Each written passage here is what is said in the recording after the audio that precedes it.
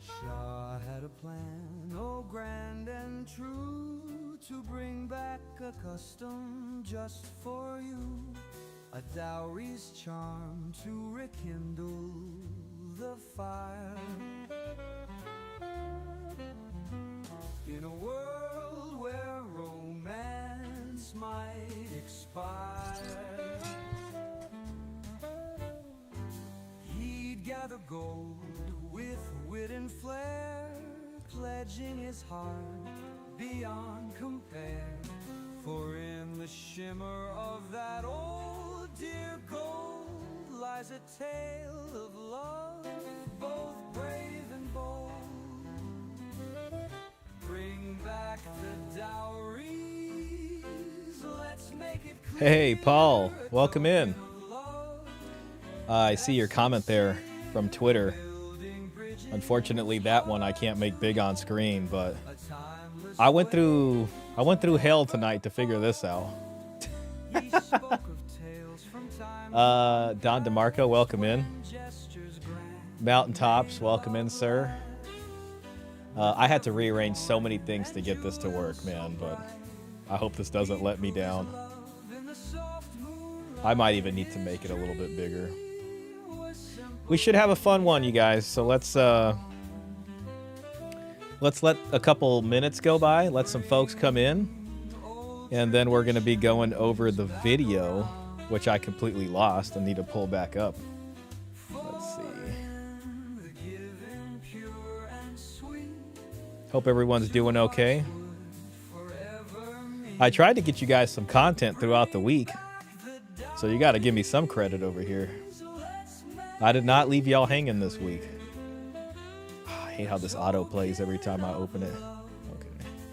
Sincere, building bridges. You know, Matt Walsh put out another video today about the dating stuff. I thought about doing that, and I was like, we did kind of just do that. You know, do a Matt Walsh one. Here we go. So we'll wait on for that. Okay. Let's see. We got about 7 people in. Awesome.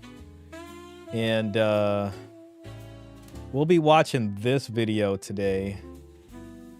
Oh, damn it. It's not working. I wonder why. That's odd. All right. Well, folks, we got technical difficulties. Let's see. Display primary, display capture. Shit. All right. Well, I got to do it live now. Was simple yet profound. Hold on. Automatic. Display. Damn, I don't even actually know what primary monitor. There it is. Wow. What a bunch of crap for nothing. I had to update my OBS today, which I have not done for years.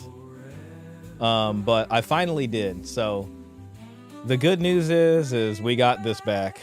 Thank God. Oh, Klaus is here. Okay, so that means we can get a show going now. Hey, Klaus.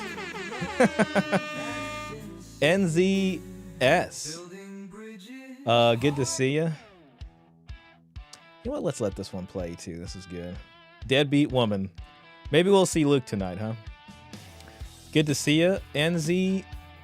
I have a little bit of different process for getting the chat on screen, so if it's kind of too much of a pain in the ass, then I might have to just cool off on it. Don DeMarco, good to see you. We know what Matt is going to preach anyways. I know. You know what's funny about that, Klaus? Is that I was kind of thinking about it after the show last week. And he was talking about how like things are more expensive and it's not like your parents' generation or whatever. And he acknowledged that. And then there was like nothing else on that. He was just like, well, he just completely went past that. And then there was nothing else about the economics. But so be it. Yeah, the comments are pretty cool, man, which I'm happy about. So it took me a lot to get this figured out, and it's not perfect yet, but it works. And honestly, it works better than the last one I had, but it's a little bit more of an issue. But who cares? We got it now. One thing I want to figure out also is how to put a super chat goal. God, well, I got no idea how to do that. I was looking at that off screen. Well, that's too bad. We'll just do it on the next one.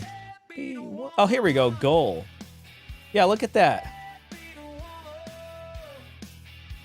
The goal amount. Oh, that sucks. I kind of didn't want to do that. I would hope to... I can see how you can do a super chat goal, but I kind of wanted to like do an unboxing. So I bought this because, you know, they were making the AI images of me as Wario. And it cost me $30, and I was like, well, if I did super chats for $30, then that would be the goal to open it on the on the stream. But I'm gonna have to figure this out. So super chat colors that count. Yeah, we're gonna have to figure this out on another day. That's too bad. I'll figure out goals another time. The hell with it. So, let's see. I think we got enough people in here. Oh, we got 13 people in here. I'm holding up the show myself. Sorry about that. All right, that's cool. That's good enough. Once this song ends, we'll just get to the show. And, one thing I should do is bring up my Instagram. I had a funny brain rot reel that I thought you guys might enjoy. So let me have that in the books.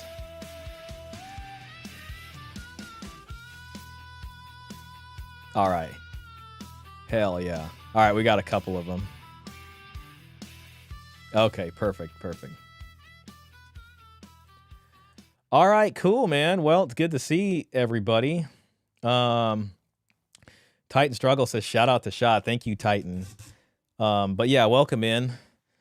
I definitely wanted to make sure we did a stream this week because I will be out of town next week from Friday to Sunday. It is content related, but it's something you guys probably won't see for a little bit of time. But other than, either way, I can't stream because I won't be in town. So I'll have to go somewhere else for that. And yeah, so just so you guys are aware, I will try to post some more Lunchcast videos. They're not really doing like super hot in views, but they don't take a lot for me to make. I mean, it takes a little bit of time, but it's not horrible.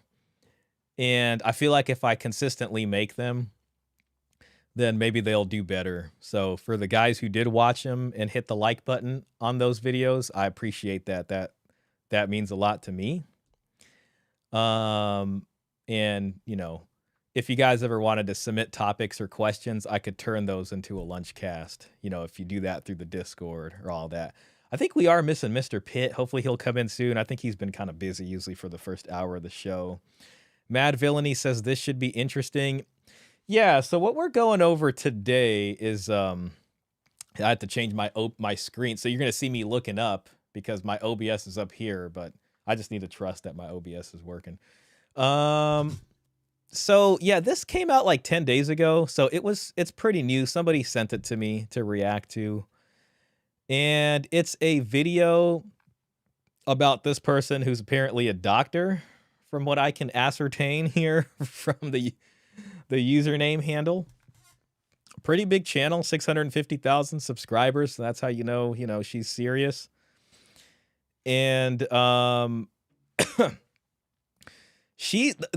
attracted me to this also is the fact that the projection is one thing. I mean, that could just be some psychology, whatever there, but maybe it's legitimate. But the bad math, I think, is interesting. And I have actually read Myron's book. I do have it. It's about like 80 pages, a little over 80 pages. And I have read it. I have read the book. It's been probably like a year and a half, 2 years now since I read it. But so I figured this video would be fair because I wonder what she's gonna say about the math specifically. So it also says edited by Aaron Clary, who is ostensibly good at math. So I don't know if this is gonna be girl math or what kind of math we're talking about here. But yeah, that's what we're gonna be looking at. So, and then I got a couple other videos. I don't know how long I'll stay on tonight. Well, I also got an Instagram brain rot video for y'all. Not a lot of them today, but oh dang it. Yeah, I'll have to see if I can find that one while we're doing it. But yeah, so other than that, it should be okay. It should be okay. Sorry, I have to go through extra processes now to bring the chats up. Cool. Yeah, so well, the chats are working good enough. I mean, I can get used to this. Mad Villainy, good to see you, man. I love that paperclip icon. I kind of like the short lunch videos, easy to catch. All right, yeah, well, I'm glad you appreciate that. I don't work from home every day, but when I do, I can dedicate my lunch period to recording something. And it's like if I keep it under 10 minutes, like I can typically get it uploaded in time. So I'll do that, I'm gonna, I was appreciating them too. Hopefully they'll get more views, but that's all part of the game. Aaron Clary helped Myron with the book, so bad math as an accusation, I doubt it. Yeah, I don't know where she's going with it. It's a 20-minute video. This is probably, it could be a nails on chalkboard video. The guys who've been here for a while, you remember that. We used to watch videos from the other side just to kind of see if we were possibly missing anything. Now, this person is an accredited psychologist, allegedly. We've certainly had psychologists in the space before that were complete liars, it turns out. So I actually don't know if they're accredited or not, but they're coming right out with this. Right, so I doubt it. Yo, Gio Remy, welcome in. It's always a blessing to see you. Shah, the man, the myth, the legendary gold pill initiator. Ah, thank you, sir. I appreciate that, man. That makes me feel pretty good. I've been really feeling the gold pill even more than ever lately. Especially for the lunch cast. I like to shout out the gold pillars on the lunch casts specifically. I don't know why. It just hypes me up, I guess, a little bit. So anyways, enough about me. I'll keep an eye on the chats and let's go ahead and just get into the video, huh? Let's get in the video. We got Klaus here, Don's here, Gio's here. We got a lot of the folks here, so we got to get into it here. I was trying to make a goal for this, but no pressure. If we ever get to $30 in super chats, then what I'll do is I'll open this on stream here. So if you guys care about that, that's a donation goal for opening that up, which did cost me $30, and then it'll become a permanent desk figure somewhere over here. All right, cool. Why women deserve less, and according to this lady, it's a bunch of projection from Myron, and it's also bad math. So haven't watched it. For all I know, this could be a disaster 5 minutes in, and we got to abandon it, in which case I'm preemptively apologizing. It's been years since... Okay, is that the beginning? Sorry, Master Chief's in the way. All right, well, we got a witch on a broom here on the left, so we got that. All right. Myron Gaines rose to infamy as part... We got another witch broom right here. I don't know, if there's some kind of psychology analysis we can take from that, since this is going to be a very psychology-themed episode. But if you guys think of anything... All right, starting over. It's been years since Myron Gaines rose to infamy as part of the Fresh and Fit podcast, where he and his co-host say the most outrageously misogynistic things and humiliate their female guests. But apparently, he's also written a book, and it's called Why Women Deserve Less. You guys seem to like watching me break down the worst books in existence, so here I am. Let's deconstruct this book. The worst books in existence. I mean, it probably could have been longer than 80 pages. It's more like a very long pamphlet. But, it doesn't have to be that long. So it's about what's in the book. But let's see what she's got to say about it. I mean, maybe she'll even cite pages, in which case we can pull up the book and try to read some context. So let's see. All right, let's do that. Okay, so she's got, okay, well, she's selling some stuff. Good for her. The Connection Course, Skills for Healthy Relationships, a 4+ hour guide to initiating, maintaining, and ending relationships using skills from renowned psychologists. Okay, initiating, maintaining, and ending. Okay. That's $238, guys. Don't be in a hurry to pull out your wallets. Goal Getter, the mindset and habits of winners. Well, that's interesting. So both Myron and her are out here giving advice for becoming a winner and healthy, well, I don't know about healthy relationships, but relationships in general. So, all right, so be it. Real quick. Up to here, well-reasoned pushback. Yeah, I think that'll be good for us. Which stuff, bad start. Where do you see the dating discourse heading? It seems like the mainstream is tilling the fields for whatever action gets taken in a couple of years. The dating discourse. Gosh, that's a good question. I mean, like when you think about dating specifically. I do think there's a lull in the space right now. And that's been there, I think, for like a good year, a little bit more than that. I'm not sure. You know, sometimes it's like people kind of come in and they find a new way to rebrand the same old things, which we might see happen. I do hope to see more smaller pockets of different perspectives come out. Paul Elam, by the way, has a new podcast coming out soon. If you guys follow him on Twitter, he's been teasing that, Repairing the Manosphere. And that's coming out early to mid-May there, about mid-May. So watch out for that. And, you know, I'm hoping that there are other voices that become more prominent, that are maybe a little bit more sophisticated, but we'll see. I mean, so far it went to like looks maxing and stuff like that. So, you know, nails on chalkboard from the start. Hey, Yellow Pill Programmer. It's good to see you, man. Wanted to say hi to you. Thanks for coming in. Very nice. Getting the guys to do the rat race and showing the girls how to manipulate them. Great. I know. We're off to a fantastic start. Hi, Sean, everyone. Hey, Elena. Welcome, man. It's good to see you. Okay. So, all right. Back to it, folks. Back to it. Ooh, and the books and the Patreon. Psychology with Dr. Anna, monthly exclusive videos and personal essays. Okay, here's the disclaimers. We're going to read all the disclaimers, yeah, because, I mean, she's calling herself a doctor. Let's see what this says here. Oh, that's good. All right, see what the disclaimers are. This channel is for informational and entertainment purposes only. Nothing on this channel is intended as therapy, nor as a substitute for healthcare services of any kind. The thoughts expressed in videos are my own personal opinion and do not reflect the opinion of any institution I am involved with. My videos are general and not specific to your unique case. I do not provide personalized advice here. If you are a past client, due to confidentiality and privacy, I cannot engage with you on this platform. If you are having a mental health crisis, call your national emergency number such as 911 or a crisis hotline. Before I get started, I must address the elephant in the room, which is that Louis Theroux's documentary on the Manosphere exposed how a lot of these guys don't actually believe the misogynistic shit they say. They just do what brings them the— Hey, come on, you're a professional. Why you gotta start cussing? But whatever. Okay, so Louis Theroux's documentary.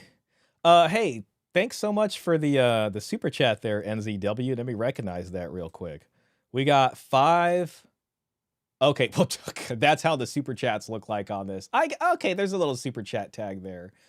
I kind of wish those ones were a little bit bigger, but so be it. Thank you for the 5 NZs. I'm thinking that's New Zealand or something. Either way, wherever that's from, man, I appreciate the support. That means a lot to me. So thank you for that. Thank you for that. Yeah, she knows she's selling BS. Yeah, I mean, and then we're already starting with this Louis Theroux documentary. Gosh. All right, so be it. Fine. Okay. We knew it wasn't gonna. We knew kind of what it was. All right. Most money in an attention economy. Leave the misogynistic shit they say. They just do what brings them the most money in an attention economy. So let's take this book with a grain of salt because it really could be more a work of fiction than nonfiction. Now, in the acknowledgments, the book starts with a shout out to his bros. And it's actually bookended with Myron's warm feelings for his bros because the end also gives a very in-depth shout out to different men in his life. And this is one of the themes that will keep coming up in this book, which is that men like Myron say they want women with a burning fire in their loins, but fail to see that attraction is about more than who you sleep with. Attraction also refers to emotional connection. So, I mean, what is she getting at with the fact that there's a shout out, you know, to the men, the beginning of the book? And listen, I'm not here to say, you know, Myron does everything right. He certainly is pretty bombastic. He certainly puts stuff out there that maybe doesn't make the legitimate men's movement look that good. And I mean, then he pretty much kind of went off the deep end with a lot of other stuff that doesn't help men as a whole. So I'd say we got our own reservations about his way of going about things. Acknowledgements. Okay, shout out to all these guys. Okay, so she's talking about the acknowledgements. It's, you know, this is the acknowledgements are like barely a page here. Fresh Prince CEO, Rollo, Aaron, Sneeko, Donovan, Sharp, Justin Waller, Sterling Cooper, Andrew and Tristan Tate. I mean, you know, there's some self-improvement hyper-masculine gurus in here. Lucario, Jonathan, Modern Life Dating, Brandon Carter, and Alpha Male Strategies. Okay, so she saw that and she was just like, oh, he mentions a bunch of guys at the beginning of the book. And then at the end of the book, he also mentions a bunch of guys. Okay, yeah, so chapter 9 here has a little bit more explanations about the... I mean, they're just basically shout-outs, I guess, to inspirations and different research. Aaron Clary gives a little biopic there. Rollo, Troy Francis. I thought she was kind of heading into some type of, you know, some type of accusation like this. The rainbow version. But never mind. That says rainbow. Maybe that's not what she meant. Okay, all right. Well, I don't know. I have the book here in hand is all I'm saying. So, fine. Romantic desire, who you're attracted to that you may All right, now she's going to tell men what attraction is like for them. In their loins, but fail to see that attraction is about more than who you sleep with. Attraction also refers to emotional connection, romantic desire, who you're attracted to that you maybe don't want to sleep with. Like someone could... Okay, yeah, I don't know what the hell she's... I don't give a fuck what you think, bitch.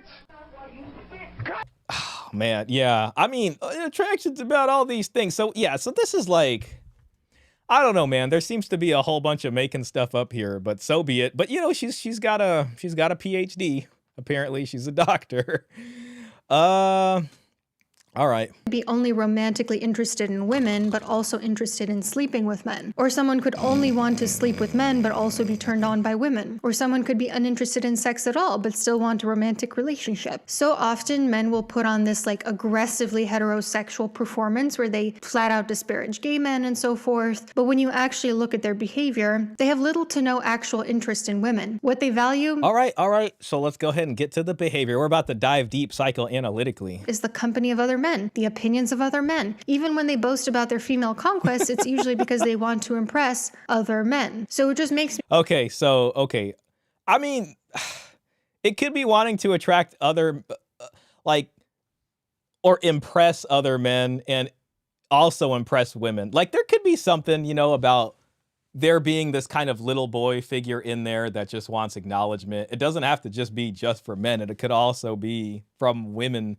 That's the validation part of it. You know, I'm trying to hear what she's saying. Okay. Already going down. Yeah. We might actually have to go to that Matt Walsh video. Like, we'll see what happens, man. It's supposed to be only 20 minutes, you know, like it's not like a 2-hour video, but it's gonna be a long ass 20 minutes, guys. I'm sorry. All right. Holy hell. She came out swinging with cuss words. I know, like, grow the hell up. And who is she to judge? Thank you, Elena. She might be a witch, no judgment though. Just looking at her room, yeah, I immediately noticed that.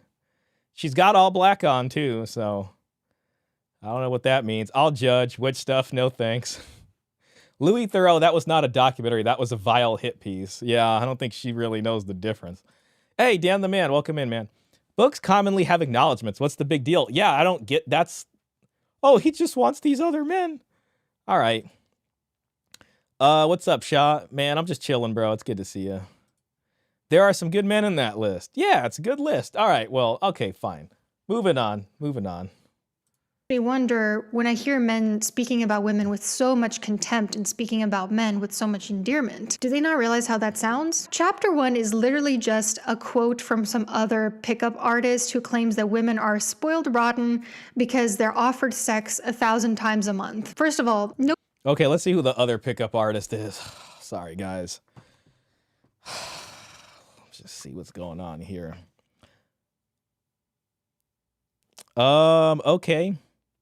Okay, yeah, you got an excerpt from Roosh V there. Man, you guys remember we actually reacted to the debate between Paul Elam and Roosh V. And of course, Paul Elam was correct on all counts. And that was basically proven with Roosh V because he ended up, I guess, more or less going to, not like probably an outright tradcon route, but he ended up going like the religious route. And he ended up catching flack, you know. I think they were trying to get him on some legal stuff. Maybe he got out of that and was like, hell no, I'm done with the Matador stuff, you know. I will read the... Oh, damn it. Let's see.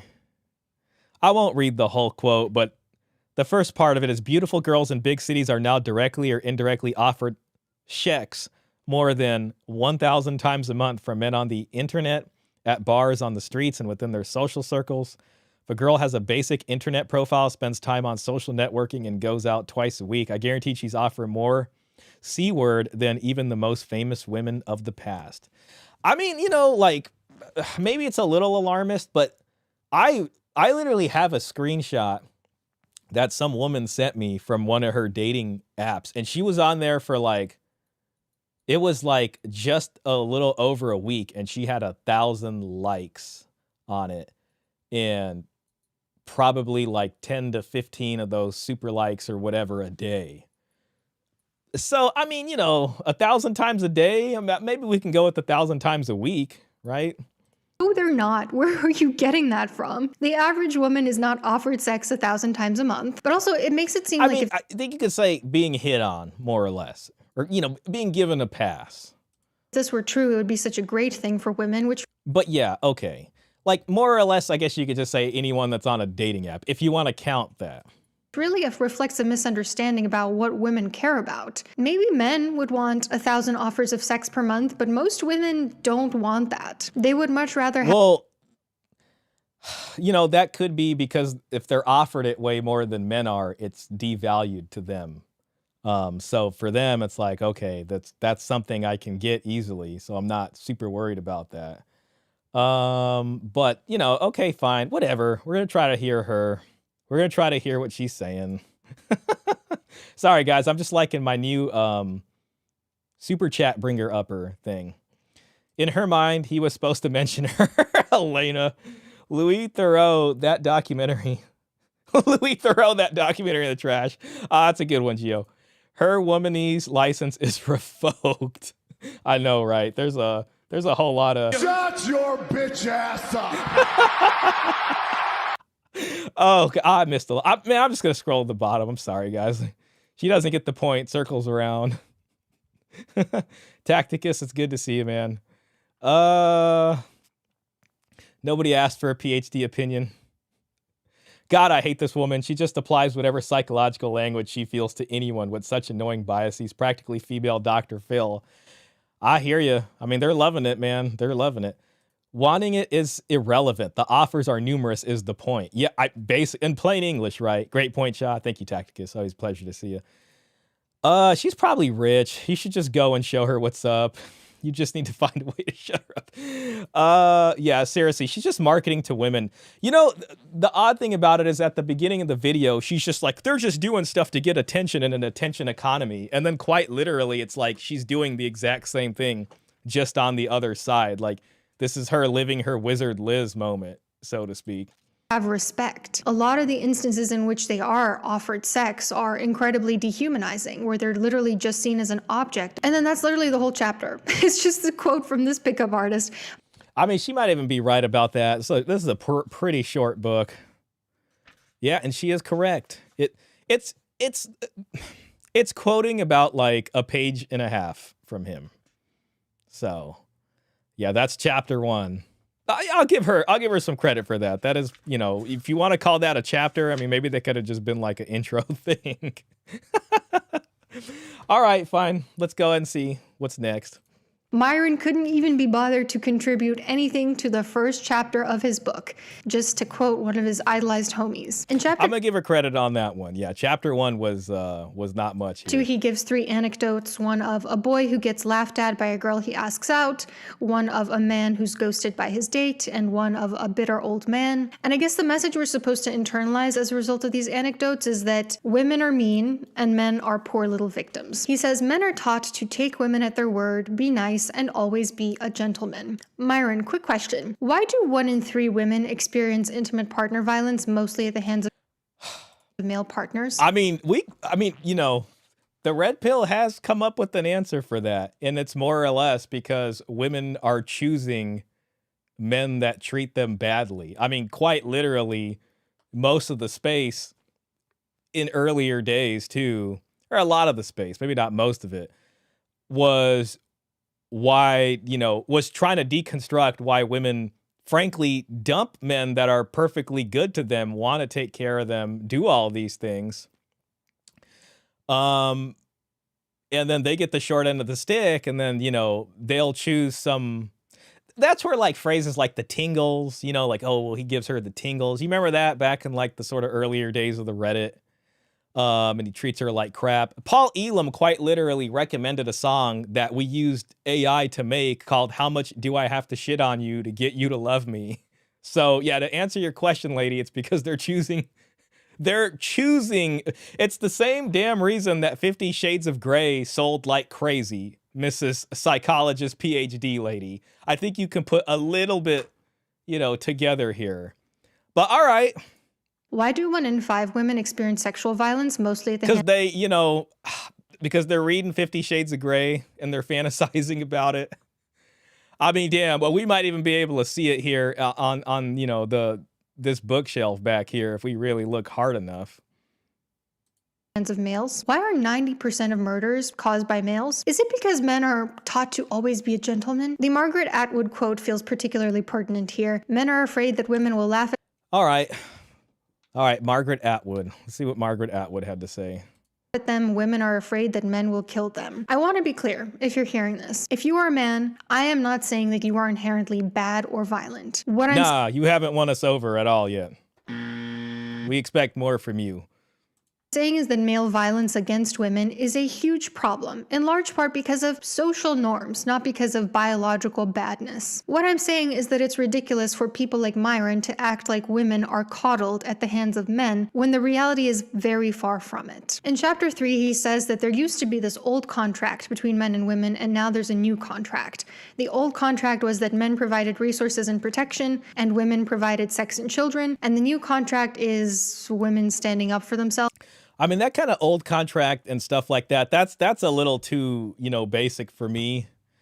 We had another kind of contract that we're recognizing, that was part of the marriage contract, and that's the gold pill. But this is the contract I'm concerned about. Which one of these broads has the richest father? Yeah, I mean, that was the old contract. What's the dowry I want situation? this contract Let's back. get down to brass All right? tacks here. So yeah, Myron's missing out on that part right there. He needs a little bit of education on the gold pill as far as that's concerned. But all right, let's see where she's going. I guess. His source is, trust me, bro. I would argue. Hey, I think Klaus might have spotted it. Is that Morning Glory?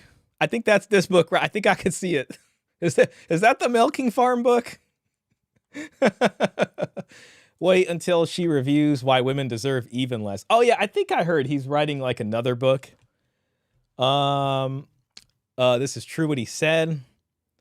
What's war paint, etc. if it's not also seeking attention? She needs to answer, do women have or not have agency?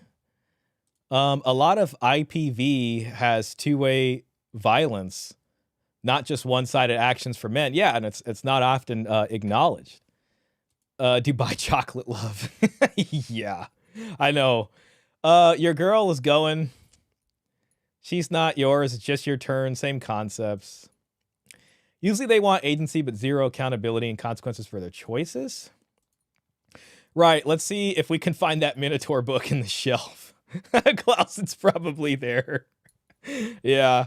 Feminism wants to both. Yeah. I mean, she needs to watch that video from that writer lady that really exposed, a bunch of it. Let me correct. Her reality is far from it. That's the yeah, exactly. Gio knows what contract I'm talking about. All right. Moving in. Damn, man. We're barely 25% through this, man. That was we're not even 5 minutes in, folks, but all right. That was not the old contract because women weren't even seen as full human beings enough to justify them agreeing. Lies. Feminist lies. To a contract. If they had been, a lot of them would have opted out of that contract. Like women in the 1800s not wanting to stay with an abusive husband, but they didn't have that option. Yeah, because all the husbands were just abusive in the 1800s and they're just terrible people. Because they weren't. It's not like romantic chivalry was, around then and, men were pretty much conditioned to be culturally gynocentric, especially in a lot of like as far as industrialized parts of the world are going and all these kinds of things. But okay, yeah, I mean, yeah, women were just abused for all the time and all men are bad. And, that's unfortunately just who we are. And we just got to accept it and just apologize all the time. Shut your bitch ass up. They were just all being abused. Given personhood enough to actually consent. They had no personhood. To a contract. They couldn't even consent. They were just forced. They were all forced on for all of history. It's evolutionary psychology, and he commits the naturalistic fallacy that because certain things are only natural, therefore that is the way things must be. He also claims that women will call you creepy if you get them flowers. I actually will give her a little credit on that. Like, just because something's natural, that's the way it must be. We do hear some of that when people go too far with the Evo psych stuff. So, okay, So, fellas, let me know in the comments, how many times has a woman yelled at you or called you creepy because you gave her flowers? And he says, I mean, I think there's some guys who can attest to giving flowers to a woman and it not going well. Like, that's another thing that, like, the red pill spent many years, deconstructing why that was the case. You know what I mean? Like, the fact is like red pill stuff exists for a reason. Like, it didn't catch fire for no reason. There were actually a lot of men that realized they were getting more sexual attention. I'm not saying this is good for the long-term marriage or it solves all of those problems or anything, but there were men who implemented some of the techniques there. And then they're like, oh, damn, I noticed that my interactions with women are a lot different than they used to be. The outcomes are different. I did manage to get a little bit more here than I was having before. Like, that's why it was so popular, So, yeah, I don't know. This lady's takedown is not as great as she's, making it sound here. Yeah. Oh, my God. Oh, thanks, gamer. Appreciate that. Let's see. Pastor Nick would call her a witch. Well, I mean, the evidence is all up in the frame right now. We can literally point it out. Notice the gilded golden framed creepy cat picture. She's not beating the allegations. And if they don't tell you, they will tell their friends you are creepy. Yeah. This is when the nice guy turns into Thanos. Yeah, the Evo psych stuff is overplayed. We as humans can actually control our emotions and desires. If we wouldn't, we would live in a Mad Max scenario and we would not have civilization. Yeah, I mean, that's really what civilization is. It's this kind of sort of sublimation of these desires into something higher. It's kind of fencing in these things having them expressed in a different sort of way. And sometimes it seems like, one sex has to follow, those things, and they have guardrails where the other sex kind of just does what they want to do all of the time. Could you guess which one? Don DeMarcus says they won't call the men creepy to their face. They'll record themselves on. Yeah. Yeah. They'll record the date from their like glass of water on the table, and then he won't know he's being recorded, and then it'll end up on TikTok. They'll record themselves online later, though, for the public to hear about the creepy guy. Yeah, exactly. Yeah, I'm not really buying what she's saying. All men are Johns, all women are whores. Which kind of on the surface sounds like equal opportunity objectification, where like he kind of sees both sexes as very transactional and objectified. But it's not actually equal, because Johns are historically the ones profiting off of and exploiting sex workers. How the hell are Johns profiting off of and exploiting sex workers? Like, maybe you can make a case for the exploitation part, but aren't the Johns the one that are paying the money and then the profits are going to the pimp? I think she's confusing, pimps and Johns here. Unless there's some kind of pimp John that I haven't heard about that does both of these things. I don't know. But the transfer of cash is going from John, to sex worker, and then probably largely to the pimp. I will give her that, but she's incorrectly, attributing this to the John here.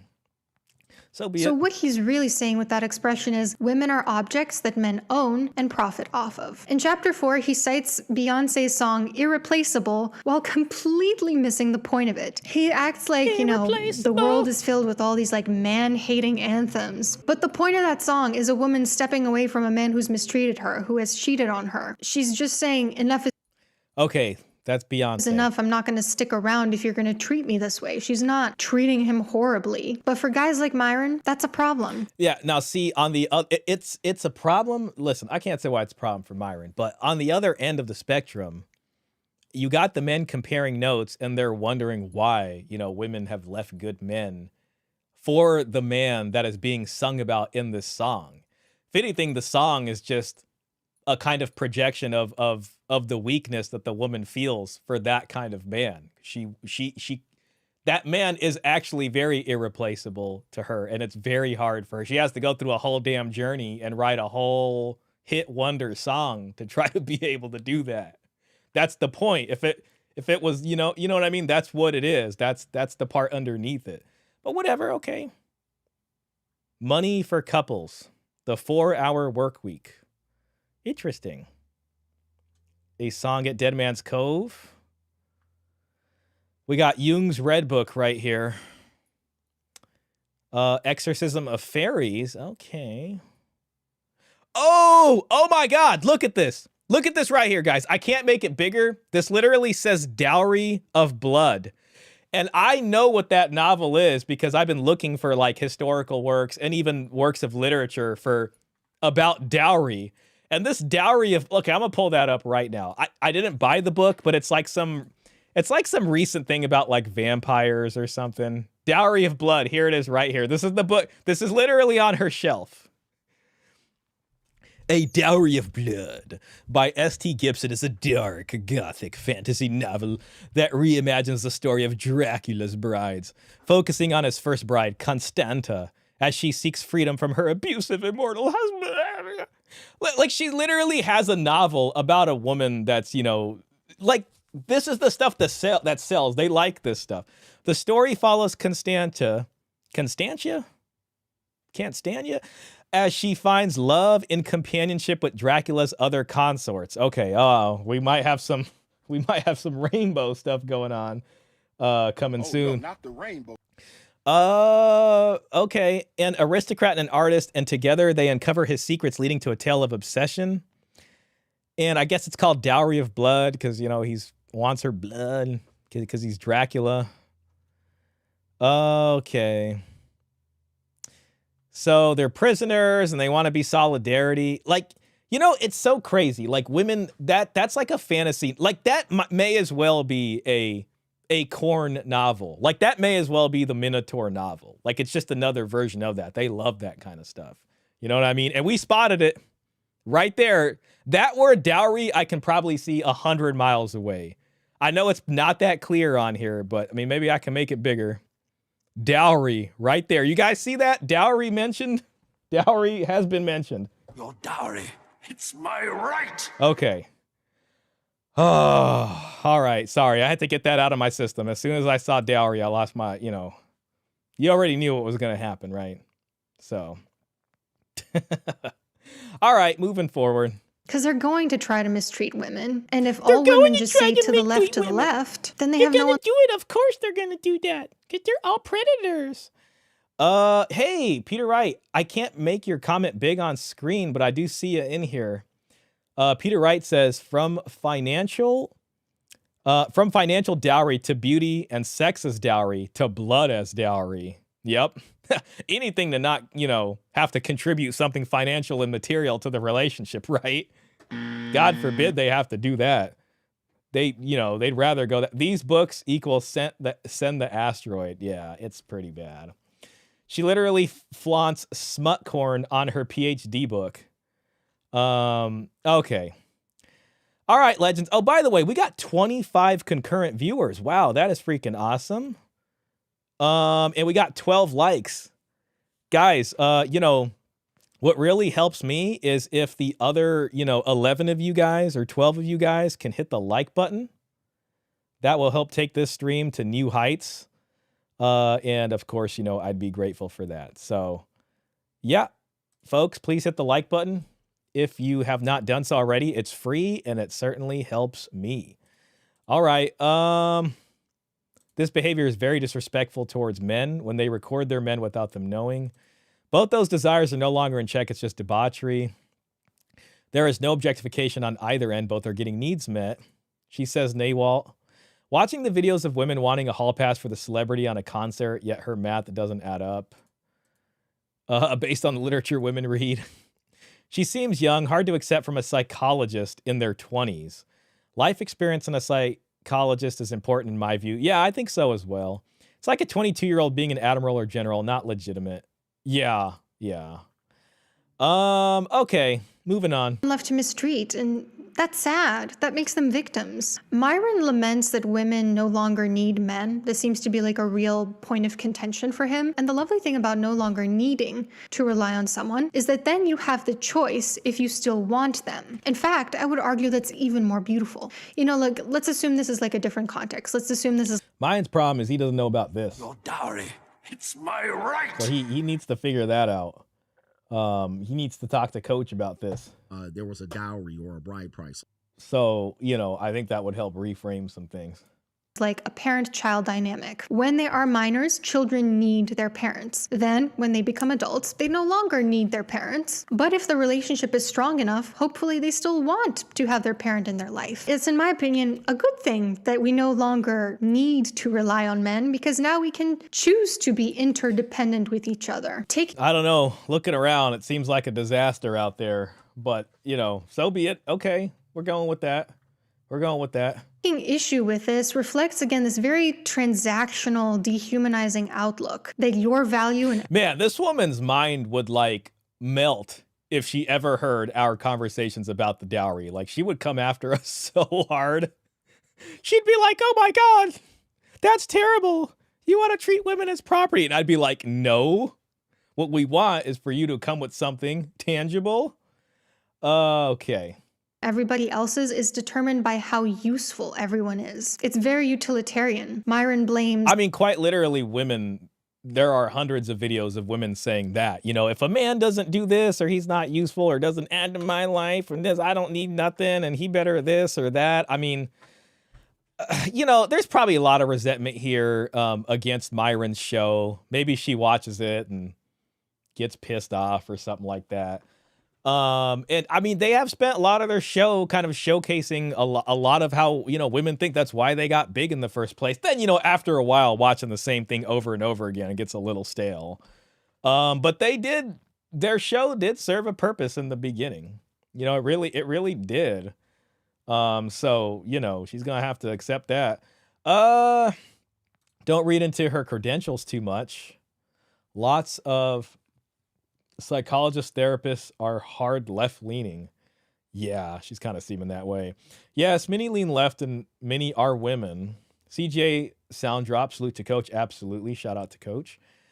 Greg Adams. I watched a video where a psychologist revealed that the curriculum for psychology is pretty much gynocentric, which checks out watching her. I'm trying to dig it up. That'd be a fun one to watch. Hey guys, hey, welcome in, man. Women are hopelessly reliant on men.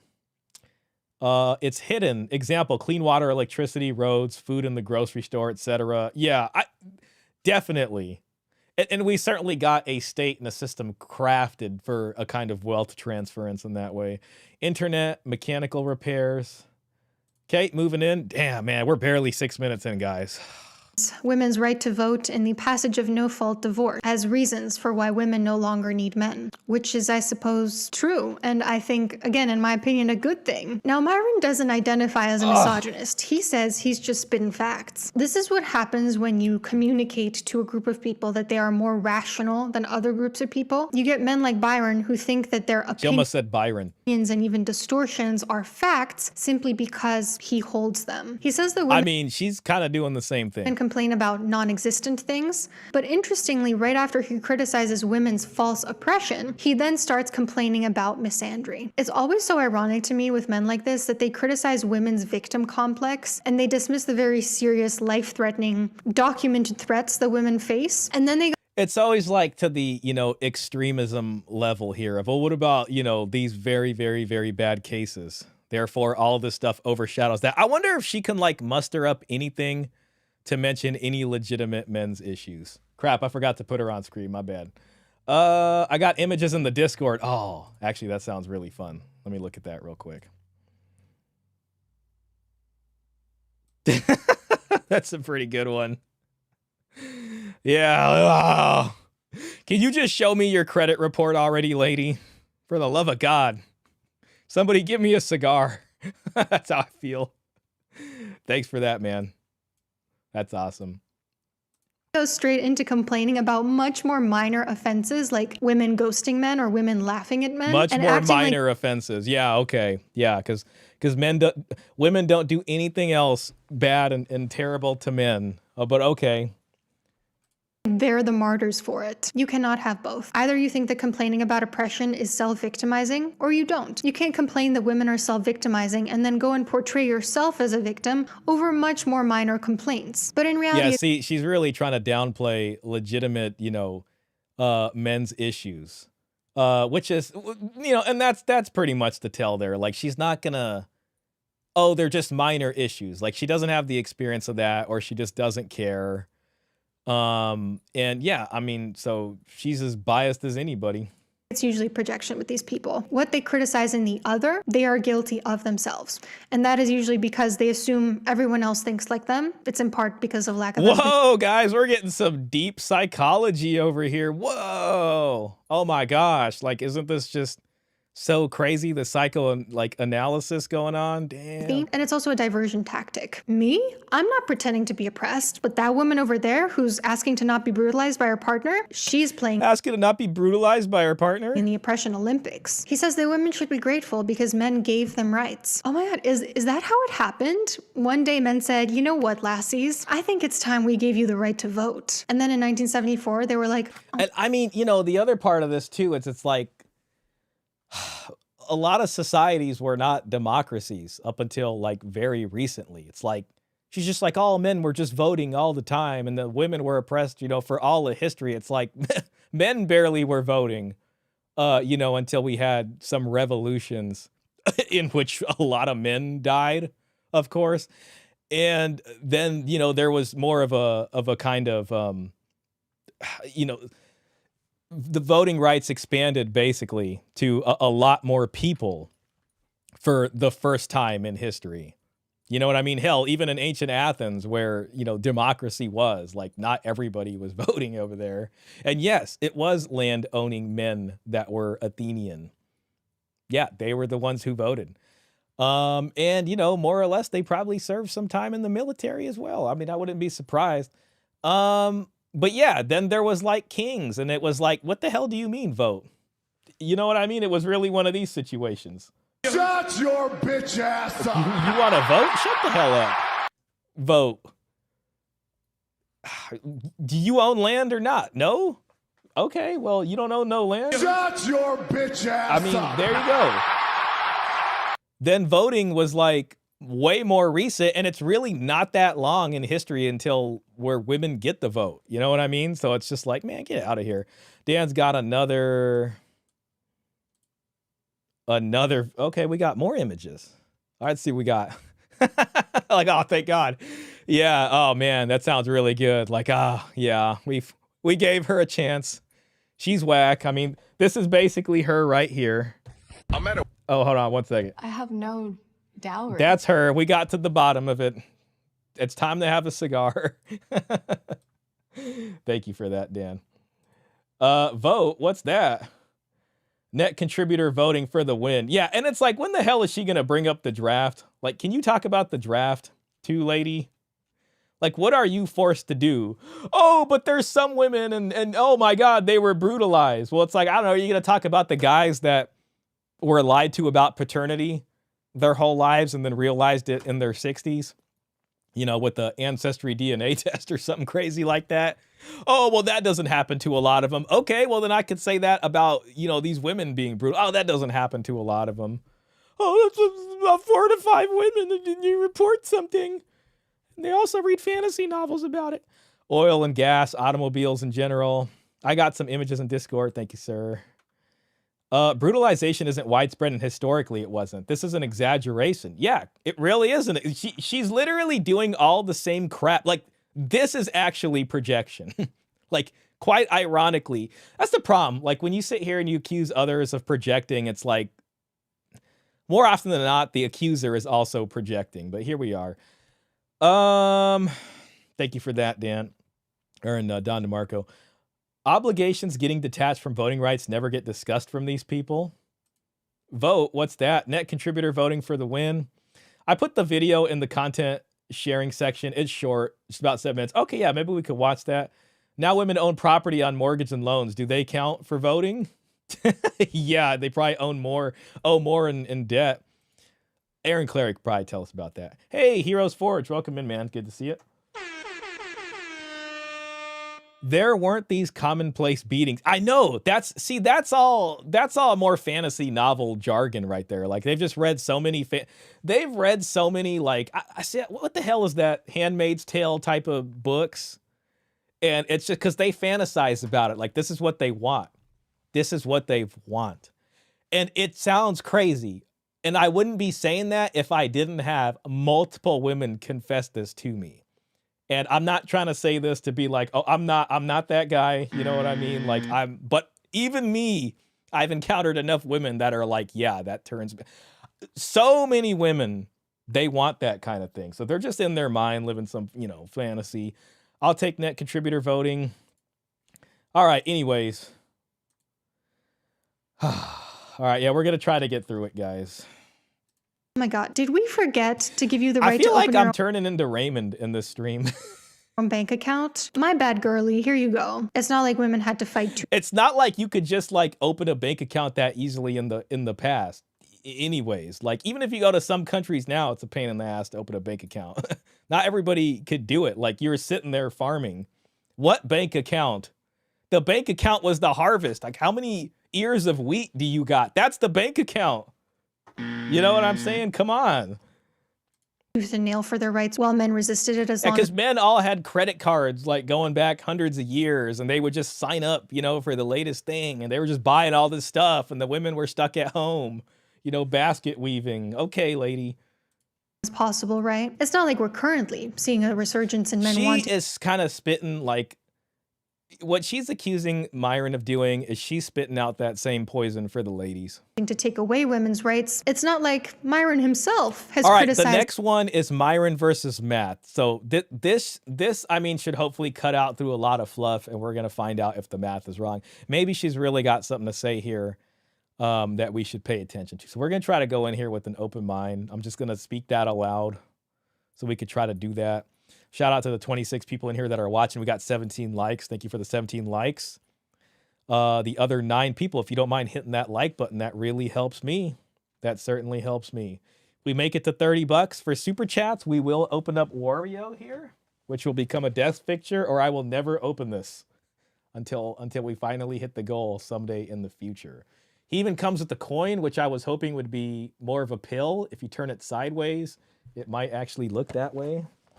But I think him as a character represents some aspects of gold pill stuff here. So, all right, moving in. Women's right to vote in this very book, right? I'm going to tell you a secret that I discovered while reading this book. Oh, hell yeah, secrets. Myron Gaines is not very good at math. But first, okay, I gotta here's the math. Be honest, reading books like this one takes a toll. And okay, yeah, so we got some type of product coming. Sometimes I need a palate cleanser. I like to balance out my media consumption with something class and ethics. I actually wrote it down below. Thank you so much to Masterclass. Yeah, so shout out Masterclass. Okay, yeah. All right, here we go.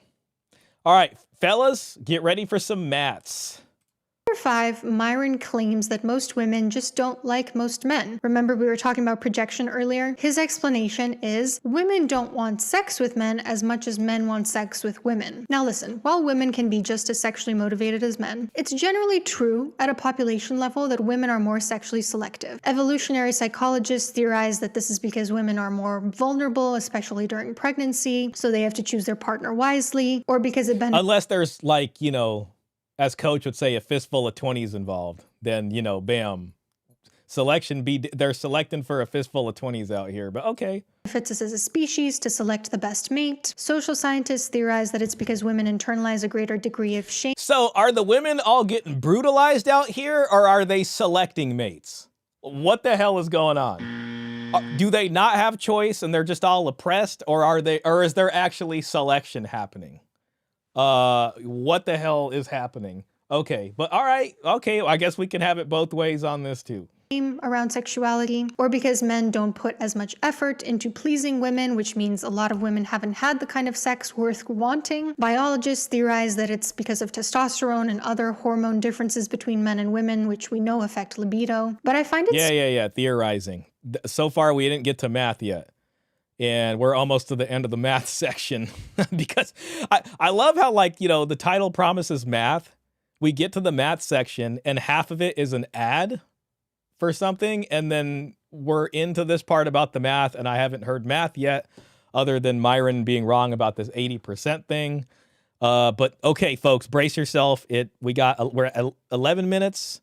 The math ends at 13:21, so I mean, we might get some maths going on. So interesting that Myron conflates liking sex with liking the opposite sex. It reveals a lot more about his worldview. Again, that he thinks liking someone comes down to wanting to sleep with them. Therefore, he can't be a misogynist because he loves sleeping with women. But again, you can't really claim to like women if you speak about them like they're useless, contemptible cattle. And believe it or not, okay, we're at 11. We're at almost the midway through the 11 mark here, and we're not to the math yet. Women can like men and even love men, even though they're a little bit more risk averse when it comes to sex. Something else you need to I don't know, man. Listen, man, women out here will do some crazy stuff when it comes to sex.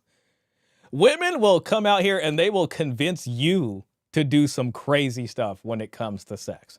You know what I mean? They have some wild fantasies that are risky as hell. Probably even more risky than the average guy's fantasy. But I mean, okay, fine.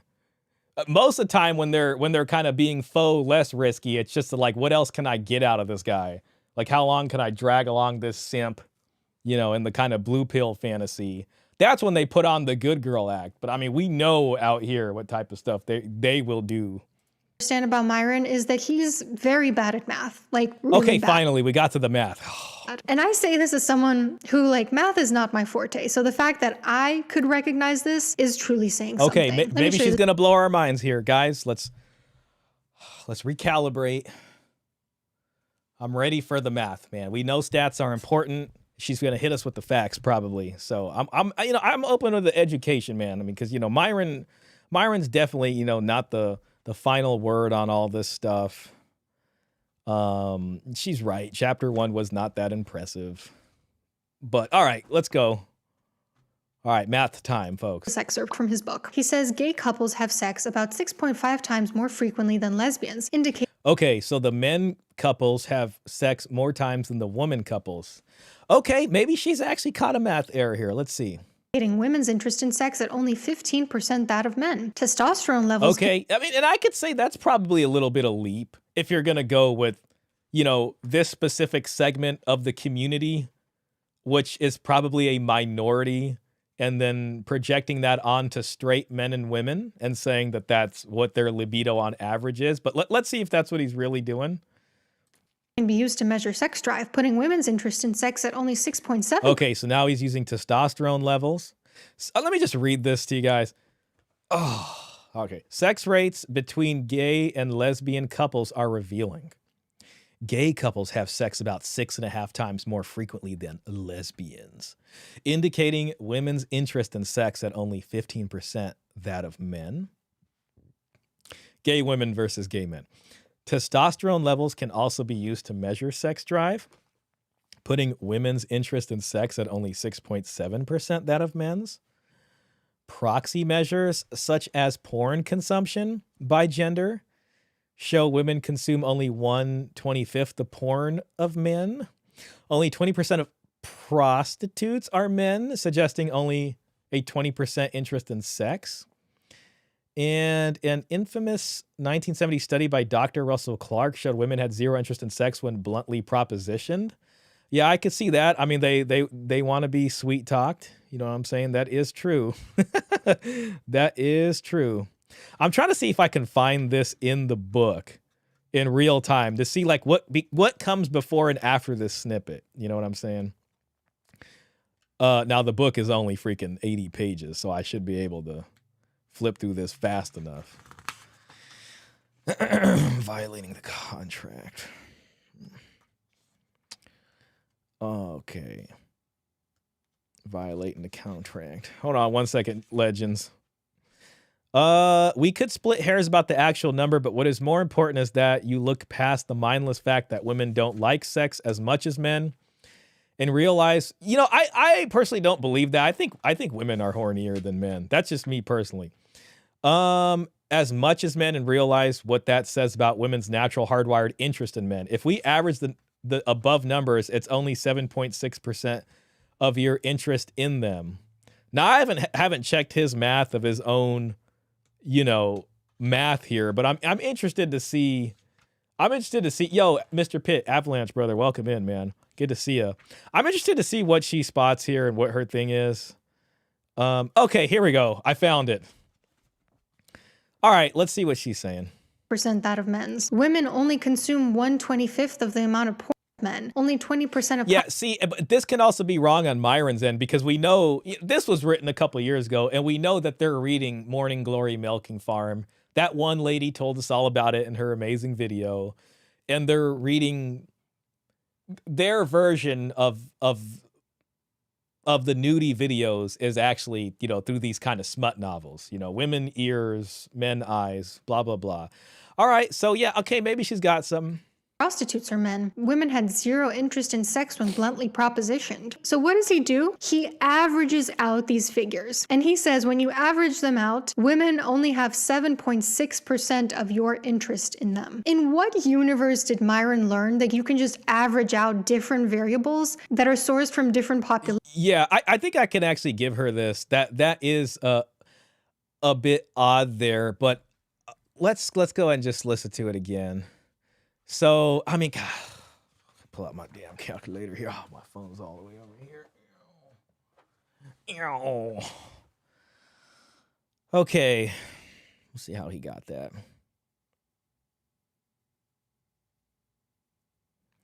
15%, 6.7%, 20%. And then there's the 1/25th. I don't know if he figured that in or not, or the zero interest. It's probably just the ones that have percentages that he did. And then the 6.5s. Or it's probably with the 15. All right, let's see. Only have 7.6% of your interest. If we average the above numbers, it would have been nice if he actually rewrote the above numbers to see which ones he's putting in here. Because he has a zero here technically. in them. In what universe did Myron learn that? And you know what? I'll actually give her credit for this because I do think whatever the hell he's doing there is very shaky. You can just average out different variables that are sourced from different populations with serious selection bias. I don't know. I think she's got something here about him being bad at math. Are meant to be proxies for sexual interest, but don't actually measure sexual interest directly. That would be like me saying women read around 2 to 3 times more books than men. Girls perform twice as well in English class compared to boys. Women read 90% of romance books. Hey, she got the romance. Yeah, women do read this. Now also put smut novels in there. Which is the best-selling genre. All of these are it is the best-selling genre. Proxies for literacy. Therefore, men are only 33% literate compared to women. Do you see how stupid that sounds? Yeah, I would. You know what? I would actually give her that. Hold on a second. You know what? Yeah, I mean, because that is like some faulty weirdness right there. In chapter 6, Myron says, men cannot do without sex. Okay, yeah, we'll get to that here.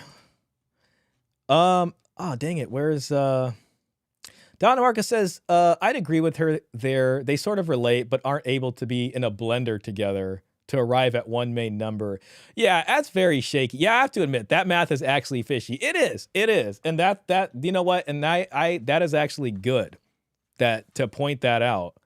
And I'm looking at the page here, and I'm not really seeing anything that's that fantastic. Unfortunately, sex drive is also not.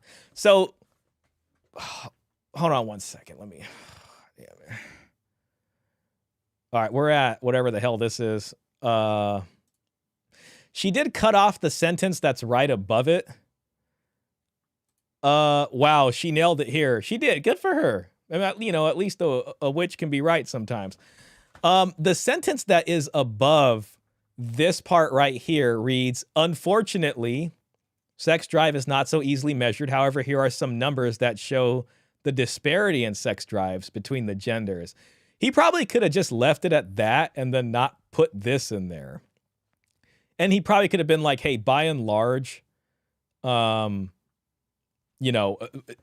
looks like there's a difference. I don't agree with any of that from off top. I think women are hornier than men. That's me personally. But since they have easier access to sex, they don't look all desperate all the time. But women are out there just, they're out there doing some stuff. Let me see how we got that 7.6% because she doesn't even show that. But this is, of course, Myron math.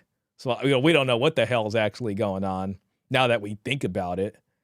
And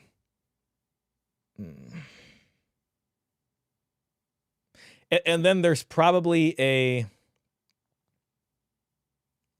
actually don't feel like spending the time to try to figure out how the hell he did that.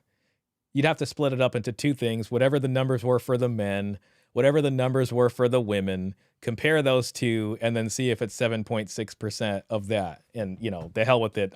We could figure out the Myron math later, but from the beginning, it's already looking pretty bad. So, all right, yeah, shout out to her. We are giving her the credit. I'm giving her the credit on that one. Romance books, which is the best-selling genre. Listen, a lot of there's a lot of good stuff, obviously, in the manosphere that's important, especially when it's like direct experience stuff. But some of the stuff with like Evo Psych and things like that is also, it's almost like the community that we have going on here is still a bit primitive. In each iteration, it gets a little bit more sophisticated, as men deal with these things and as people make more noise and they get more people involved. But sometimes I do look at certain things and I'm like, man, it's almost like an 11-year-old finding a loaded AK-47 with the safety off. And yeah, they know they can pull the trigger and point it in the general direction, but they also don't know like that. Really, that's meant for a soldier who's trained, or at least somebody who's trained on how to fire that weapon. So you get an 11-year-old that picks that up and, you can actually, it's like, I've talked about this on stream before. It's like that Mickey Mouse thing, where he's got the hat and he gets the wizard's wand, especially when it comes to discussions on hypergamy. But, we could talk more about that later. And there's some other things with Evo Psych that I've been looking into personally that we could talk about later. But yeah, anyway, so that's some of what's going on here too. All of these are proxies for literacy. Therefore, men are only 33% literate compared to women. Do you see how stupid that sounds? Yeah, and she good for her on that. Let's see. Even a broken clock is right twice a day. Lena, you're so funny. Myron point still lands, though. His averaging thing was a mistake, but none of those individual numbers are all too high.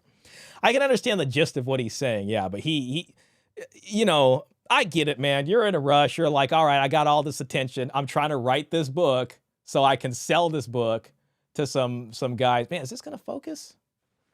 There we go. You know, let's grab the money. Let's make the money grab book. The money grab book. Okay, you know, errors like that are good. I've read other people's books in the space that got, you know, typos in it. I don't care as long as I know what the message is, but that's gonna be a mistake on Myron's part. Right. By and large, the numbers all point in the same direction. I agree. She managed to attack the methodology successfully, but the points still stand. Nice straw man, one of the better ones. Shout out to the guys. All right, moving in. Chapter 6, Myron. I am glad at least I didn't, you know, cut out on the video too early. Says men cannot do without sex. Whether it's Stephen Bartlett or Jordan Peterson or Myron Gaines, men in the manosphere love to frame sex as some kind of human right to which they're... You know what? I want to make a poll. Damn it. See, I'm using a completely different Can I make a poll in this? Oh, I can. Can men do without... What's another word I can use here? S**X question mark. Yes or no? Simple. Okay. Oh my God. I'm not going to be able to end the poll because of what this thing looks like. Well, we might be stuck with that poll, guys. I'm sorry. So. Oh wait, no, never mind. I found a way to do it. Okay. I think I can do it. Sorry, new programs, guys. New programs today. All right, moving in. Shout out to the 27 people watching. Entitled. As if they're somehow victimized if they don't have this right fulfilled. And listen, it's a pretty universal experience to sometimes want something really badly and not be able to have that thing. We've all Yeah, it's like, you know, wanting to get paid as much as a men's soccer player, as a woman's soccer player, but you just can't have that thing because you're just not that good at it. You just can't put asses in seats, unfortunately, because people want to watch the people that are really good at the game. You know what I mean? They don't want to watch the best of the women's side and then they get beat by some JV guys team. Yeah, everybody goes through that. Sometimes you can't have something and you really shouldn't complain about it and then say it's owed to you or that you're entitled to it. I agree. Yeah, it sucks. It hurts. But that doesn't mean anyone owes us shit, especially when the thing we want so badly hinges on someone else. Yeah, which is why we should be hiring people on merit.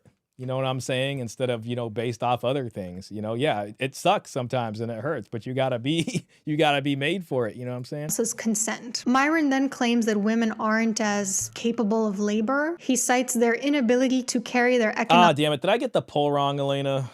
Let me see here. Oh, crap. You're right. You're right. I gotta end the poll, Legends. I'm sorry. I don't even know if I can. Oh, that sucks. I can't end the poll. Well, that's going to be literally... Oh, okay. Thank God I ended it. All right. I'll try it on. I'll try it again, guys. You know what? The hell with the poll. I'll figure that out next week. Economic weight in the society. Myron. Okay. All right. All right. We got more math, possibly. On someone else's consent. Myron then claims that women aren't as capable of labor. He cites their inability to carry their economic weight in the society. Myron, bud, you're making up math again. Let's calmly step away from the calculator, okay? Myron, no, put your hands where I can see them. People get hurt when you use the calculator, Myron. Okay, if women aren't carrying their weight, why do women consistently outperform men in academic settings? Why are organizations more profitable? Well, let's see here. When women have positions of leadership in them? Why are 80% of healthcare workers female? Anyone can... I mean, she's got to... I know she wants to step away from the calculator, but you're going to show us how... She needs to... She also has a burden to show us how this translates into money, into income output and, you know, actual monetary output for the economy. I mean, well, why do women outperform men in academic settings? Does that lead to money? What academic settings? Give us the numbers. Cherry pick meaningless statistics, like saying that primarily female-led degrees are worthless, or the fact that women tend to vote left more than men. None of these things support the claim that women aren't carrying their weight in society. Yeah, I mean, she's kind of just glossing over this. I mean, she did okay right here. She could give us a better argument here, but listen, there's still more to the section, so maybe we'll see that. Oh, damn. No, that sucks, man. Oh man, I lost the YouTube live pop out. That's whack. Guys, I might not be able to bring the chats back on to the screen. Actually, let me see here. Let me see what we can do. Pop out the chat. Okay. Oh, it's back. Okay, great. Fantastic. Sorry, the whole thing crapped out on me. This is my first week using this new method. Which admittedly is not that bad. Homefront Forge, this woman again. Did Raymond react to her or something? Shout out to you, Homefront. Sounds like you've seen her somewhere. No man has ever described sex as a human right that men are universally entitled to. I know, that's another exaggeration from her part. She's just being full of crap. Whining about imaginary non-existent rights is solely the province of women. Safety, security, happiness. Yeah, I should be able to walk out of my door at midnight. Nobody should ever bother me. It's like men don't do that, you know? Very true. I've never heard that from guys. Yeah, it's another exaggeration. She was cooking for a little bit, but now her argument is burnt. Yeah, I mean, listen, man, maybe she'll give us a little bit here on this economic part. Like I do, obviously, you know, women labor, they work, the income goes somewhere.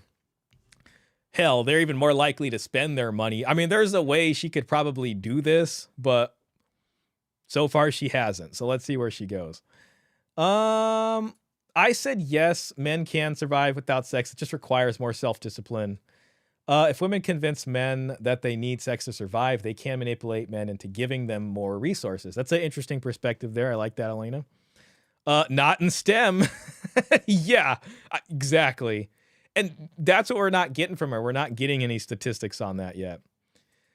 She's strong at the straw man fallacy game, and I doubt she's not aware of that. She's doing it on purpose as reality does not fit her ideology, from Klaus. True survival is not living or thriving, however. Yeah, Raymond has, I believe. Oh, that would have been a funny episode. Derover Bracha. Hey, Privyat.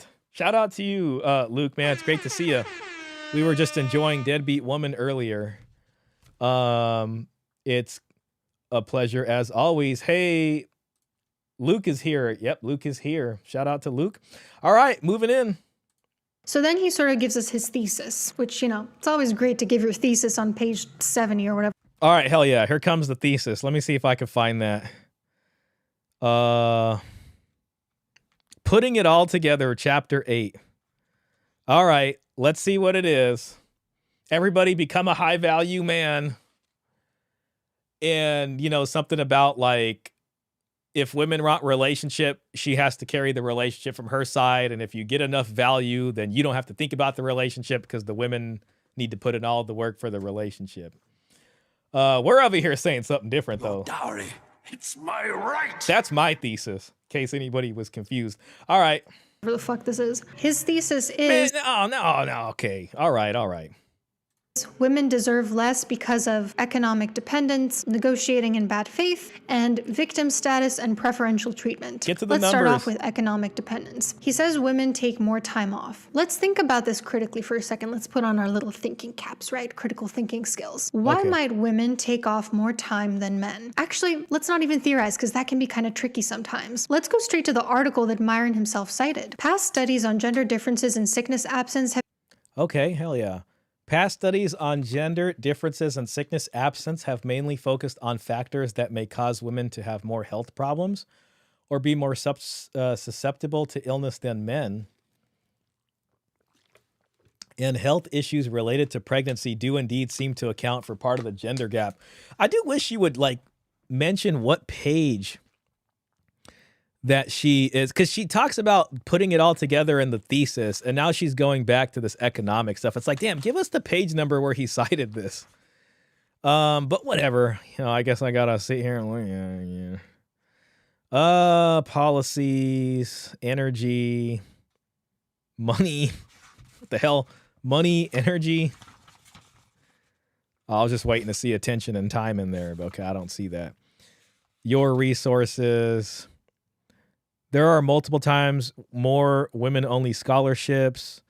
I'm just trying to see if I can spot kind of the part she's mentioning here. A little hard to do in the moment.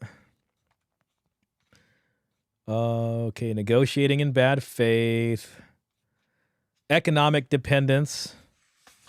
Maybe it's in this chapter. Women are twice as likely to work part-time compared to men. Women take leave from work more frequently than men and for more extended periods, 34 days versus 21 for women and men respectively. And the source for that is number 25. Let me go to the source page. Gosh, I feel like licking my finger here to move some of these pages. All right. Number 25. Okay, here's our research citations and resources. 25 is, man, at least put the damn name of the study here and not just a URL. Like, what the hell is wrong with you? Cite this stuff properly, Myron. I can't copy and paste this long-ass HTML file. Give us the name of the study. All right. I might actually go the long way on this so I can pull up this damn study and make sure she's looking at it right. Hold on, legends. This is going to be boring as hell, but I'm going to do it. HTTP s:// www.dol.gov, Department of Labor sites. Got me typing this in hell along and stuff. Dol.gov. You're gonna sit here and you're gonna cite research in a paper and not put the damn title of the paper or the people who wrote it. Some lazy ass stuff right there, man. That's bad on Myron. That's another fail on his part. OASP. Now, I know she did kind of tell us, but I want to make sure it's the same source as what he's putting in here. / If we got one damn, the hell do you call that, typo in this, it's over. /PDF /capital WHD _ FMLA capital GENDER gender short paper with the capital P. I don't know if capitals actually matter, but I don't want to chance it. January 2021.pdf. Okay. I'm going to look at this one more time. https :// sites dolgov /files OASP valuation PDF WHD _ FMLA gender short paper _ Jan 2021. Enter. Oh, fantastic. I typed it in right. It's gone though. All right, well, whatever, man. We tried. And I mean, I don't think she actually, she gave us the author, which is nice, but I'm not going further than that on this stream. I might try to look this up later. I'm disappointed in everybody here right now. Citing papers with just putting the damn URL to something. That's some BS right there. Sorry, guys. Okay. All right, guys. I'm sorry. Past studies on gender differences and sickness absence have mainly focused on factors that may cause women to have more health problems or be more susceptible to illness than men. And health issues related to pregnancy do indeed seem to account for part of the gender gap. The part I'm trying to figure out by looking at the study is like, does the study also outright say they take more vacation time? Like, surely the study probably separates sick, damn it, we lost connection. Connection lost. Give me a second, guys. Hopefully you guys can see me. Okay, I'm back. Awesome. Thanks, man. It's like it, and then this has to happen once a week too. That's just part of the game. Sorry, guys. We're dealing with it. You know what I think I might do, man? I might stop multi-streaming to Twitter and just stream solely to YouTube and just not do the multi-stream stuff, because I think that's possibly what's what's hurting the stream out here, which is, unfortunate.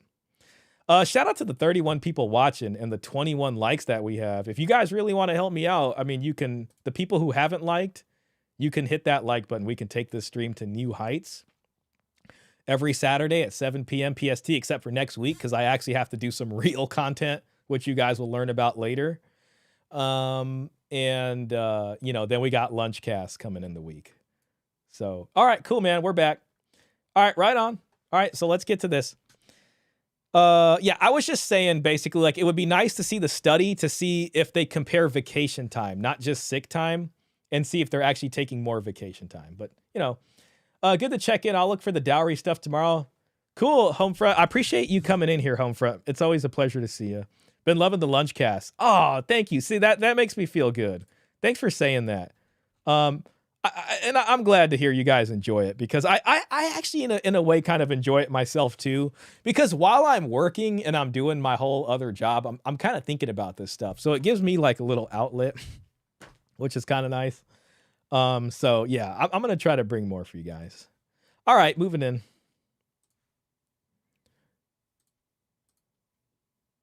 Mainly focused on factors that may cause women to have more health problems or be more susceptible to illness than men, and health issues related to pregnancy do indeed seem to account for part of the gender gap. Moreover, by virtue of their typical role as primary caregivers, women may be more motivated than men by the concern that a health problem threatens the fulfillment of caregiving duties. Such concerns may also make sickness absence more legitimate for women than men. So one of their hypotheses as part of this article, the one that's relevant to Myron's claim, was that women have more tolerant attitudes towards sickness absence than men, and thus judge sickness absence as reasonable more often than men do. And well, at the same time, though, it could also be like when men are sick, they still go to work because they got to do what they got to do. You know what I'm saying? It's just like somebody's got to make sure this whole ship keeps going. Oh, you're sick?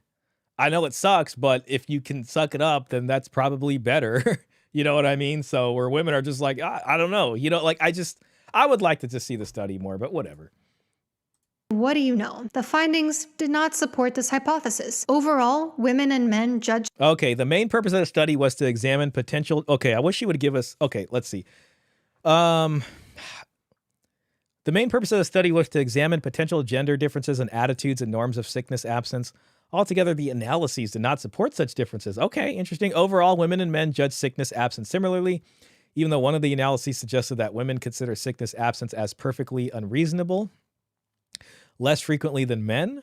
Furthermore, we did not find evidence of sickness absence norms favoring women. That is, men and women were not judged differently when absent because of sickness. However, the occupational gender composition was associated with the respondent's sick leave judgments, suggesting that regardless of gender, employees in both male and female dominated occupations face more tolerant norms of sickness absence than employees in gender integrated occupations. Okay. Sickness absence similarly. So the very study that Myron cited to frame women as lazy couldn't find evidence for the hypothesis that women are more lenient with themselves when it comes to taking time off. Other evidence Myron gives that women mooch off the system includes that women choose to breed with deadbeat dads, which is an interesting way to say that men abandon their children and leave their families to... Listen, I mean, she's gonna go that route with it, but yeah, women choose to. I mean, don't we got Gamer in here who's on his 8th kid? You know what I'm saying? And it's just like, and shout out to Gamer. I'm just saying, thanks for being part of the community and sharing your experiences with us. But I've seen this. I seen a woman choose to have a child with a guy that was literally going to prison. And, she knew he was going to prison.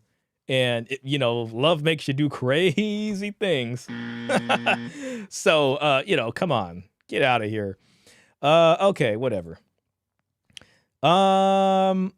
More vacation and where? I bet it's exotic places and yoga retreats to help women find themselves. Rest in peace, King. Hey, gamer. My sister takes mental health days as sick days. I can't even fathom that thought process. Yeah, most of the time men have to go and get it done. Women are, I don't feel like working today, so I won't. Tactica says subjective data, what degree of sickness, how objective is the data she's referring to? That's where it would be helpful to see the paper. You know, maybe I'll try to look up the authors' names and see if I can spot it.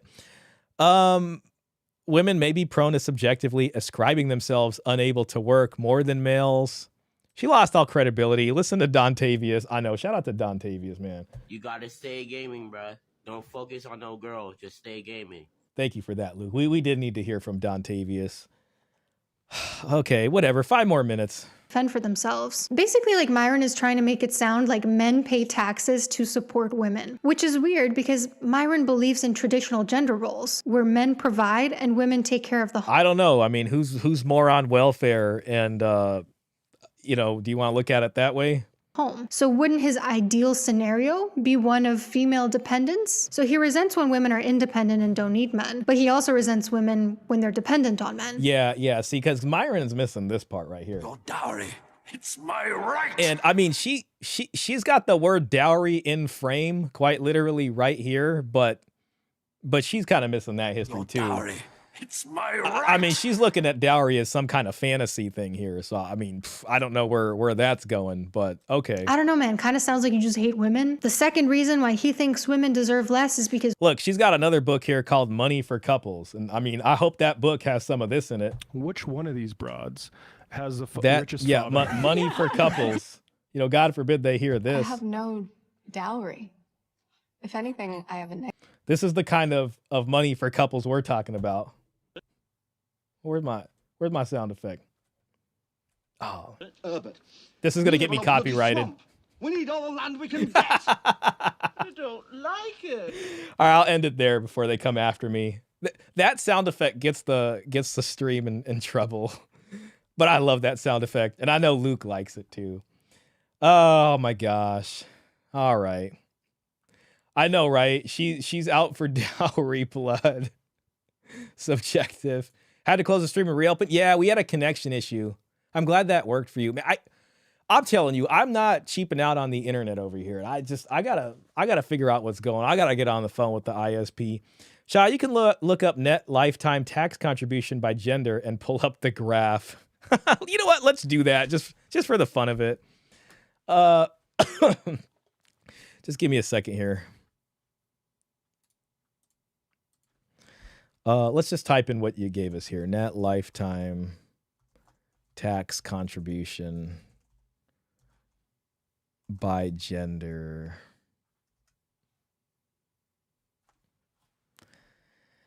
I mean, oh, damn it. I mean, listen, I'm just going. This is Victoria University of Wellington. I don't like to do the AI stuff, but just for the sake of fastness, we can look it up later. Men generally have a higher net lifetime tax contribution than women, with some studies indicating men pay nearly double the income tax. This disparity is driven by higher average male earnings, longer full-time work histories, and a higher likelihood of being primary earners.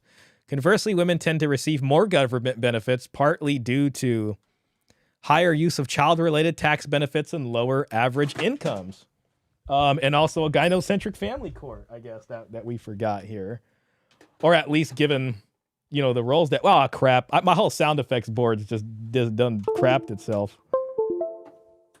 Okay, it's back. All right, we're good. Let me see if I can pull up this. Let me see if I can pull up the gynocentric study that makes a big excuse for this. Okay. Fine, I'll accept the cookies. Damn. All right, there we go. That's a blog. Council on Economic Policies. Where the heck's my Victoria University at? Oh, did I click the wrong one? Oh, here we go. I hate to... Oh, there we go. Victoria University of Wellington. We could look into this a bit more, but yeah, that's an interesting thing there, gamer. Appreciate that. Let me just go and take that down. I put the low set study in Discord and content sharing. It looks like she is correct from skimming over. Okay, thank you for that, Klaus. Yeah, maybe I could pull that up too. And listen, if she's correct, then it's just like more or less, it's just like that's another mark against Myron there. Like you can't sit here with shoddy research. You know what I mean? And expect us all to sit here and be like, yeah, and then set us up for failure later on. So shout out to her if she's correct on that. Yeah, so this is the thing there. Thanks for putting that in the Discord, man. I appreciate you for that, Klaus. Really appreciate that. Govin Zacharias says, W. Myron, he has a lot of great takes on dating. Thanks for being in here, Govin. Okay, conflict of interest. Oh, damn. Can I actually get the paper? I might not actually be able to get this. PubMed. Cited. I might have to dig into this later just so we're all not waiting. Here we go. I think that might be it. Give us the damn paper. All right. Yeah. Accept all cookies. Okay. Yeah. I won't bore us to death with this, but I do want to see gender differences in sickness, absence, attitudes, and norms. Klaus, if you skim through this, do they talk about vacation time or is it more or less just about sickness? Let's just see the abstract real quick. Previous research I'll try to make this bigger for you guys. Previous research offers limited understanding as to why sickness absence is higher among women than men. Okay, so I think this entire paper talks about sickness. And listen, that's not a mark against the woman that we're reacting to, Dr. Anna. Myron cited this study. He cited the study and he says women take leave from work more frequently than men and for more extended periods, 34 days versus 21. All right, that is a citation right there. See that where it says, it's that third bullet down. He does not say sick leave or vacation leave. He says leave. So if this study is indeed only about sick leave, then he should have mentioned sick leave. Because this is kind of like not accurate. So I'm just putting that out there. You know what I mean? Thank you for that, Klaus. Thank you for that confirmation. I appreciate that. Yeah, Klaus confirms it's about sickness only. Yeah, it's disappointing. Myron is getting sloppy with the data. Yeah. I highly doubt she's Dr. Anna. I bet she only has yeah, I mean, honestly, in this, I mean, you guys all remember Sadia Khan, right? And pretty allegations. I'm pretty sure it turned out, at least, you know, that she may not have been the PhD that she claimed. I'll just read the abstract. If it's just about sick leave, then I've seen enough at that point. Previous research offers limited understanding as to why sickness absence is higher among women than among men, but attitudes and norms have been suggested as plausible explanations of this gender gap. The purpose of the present study is to examine whether the gender gap in sickness absence reflects gender differences in sickness absence attitudes or gendered norms of sickness absence in society. So just from those sentences, we already know it's about sick leave. Yeah, so it's about sick leave. I don't think I see anything in here about vacation. So we'll move on back. We'll move on back. Thank you for that. Klaus, thanks for providing that. I appreciate y'all when you guys do this real-time stuff for us. Women negotiate in bad faith. He says that women are less capable of love. Yeah, you heard that right. The guy who thinks women's value boils down to their reproductive organs thinks... I mean, Coach Greg Adams will say, you know, men are in love, women are in business. Women love less than him. He says women want attention and resources, but don't want to give their end of the bargain, which is sex and kids. And his evidence is the fact that women want attention on dating apps, meaning like they don't follow through as much on dating apps. I have a theory about this, actually. I think All right, let's hear a theory. All right, give us the theory, doctor. The reason Anna. A lot of women are on dating apps but don't follow through with them is because attraction for women is often about more than just the physical, whereas... All right, so the other way to say that is women want to be gamed. They want sweet nothings whispered into their ear. And they want to live out, you know, the fantasy novel and then, well, the romance novel followed shortly by the smut novel. Both of those in sequence, basically. So you got to start out with the game, move into the smut, and then, you know, go from there. Okay. For men, if they see a bunch of photos of a woman and they're attracted to her, they're like, yeah, let's meet up today. But a woman might be, you know, going on the dating apps to see what's out there. Maybe will even match with a few guys she thinks are attractive. But because there isn't that like in-person connection. She's forgetting the part where there's no in-person connection and they go back home and you know, hit up the side guy. But okay, yeah, we get what you're saying. Might not follow through with it. Myron also says that women don't want to be wives and moms anymore because they divorce their husbands and use daycares. Myron, I'm confused. You say women should want to raise their kids themselves without any help from daycare. But your very last point about why women deserve less was about how women don't pull their weight economically and take more paid time off than men. So in your view, women should be full-time mommies, but also full-time workers? Kind of sounds well, you know, I don't, maybe she has a point there. I think more or less, I don't know. Myron is contrasting, you know, the 1950s traditionalism, because he doesn't know anything about dowry. this. It's my right. You know, the other critique on that side is like, sometimes you'll hear people say, well, at least when TradCon, at least conservative tradcons will come up to Myron and they'll be like, well, you know, why are you advocating that men participate in hookup culture and add to the degeneracy, which lowers the numbers and all this kind of thing? That sometimes they'll come at him with that, you know. But I think more or less is he's just trying to call out a double standard, if I'm being charitable to him. It may be skewed if the employer categories are not standardized, which can skew data easily. But yeah, well, we know this one is very much about sick time, but I see what you're saying. It's probably still worth looking at the study to seeing if there's anything like that. If you care about stats, you'd love Todd Bottom. Okay, thanks for that suggestion there, gamer. Tacticus says, I'm an objective data guy. Klaus says, yeah, now we go into the field of different types of love. So she's arguing the apps fail to address her needs. It's like you hold women to a superhuman standard that they'll never be able to live to. But yeah, that's point number 2, is that women negotiate in bad faith from the guy whose citation disproved his own claim. The third reason why women deserve less is right about that. His citation was not a good one. It's because of their victim status and preferential treatment. Myron claims that institutions want women's money because nowadays women hold a lot of privilege. Oh, so now women have a lot of money to spend on the economy. But I thought they were. I wish he'd give us a page on where he's saying that. I'm not exactly sure if that's what he said. It's not ringing a bell for me. I did read the book 2 years ago, if I'm being honest with you. But she could do a little bit better job here of citing the book, you know, where he's mentioning things in his book. Give me the damn page. Tell me page 72 or something. Holding up their end of the bargain, they weren't contributing to the economy. Which one is it? This man contradicts himself constantly. The only thing consistent in his arguments is the way he'll spin any situation to frame women as terrible. And it's always so interesting to me when guys like this criticize feminism and say women have victim status, because they're trying to convince men that they are victims. The other thing too is about what she's saying about women contributing economically. They have all this money.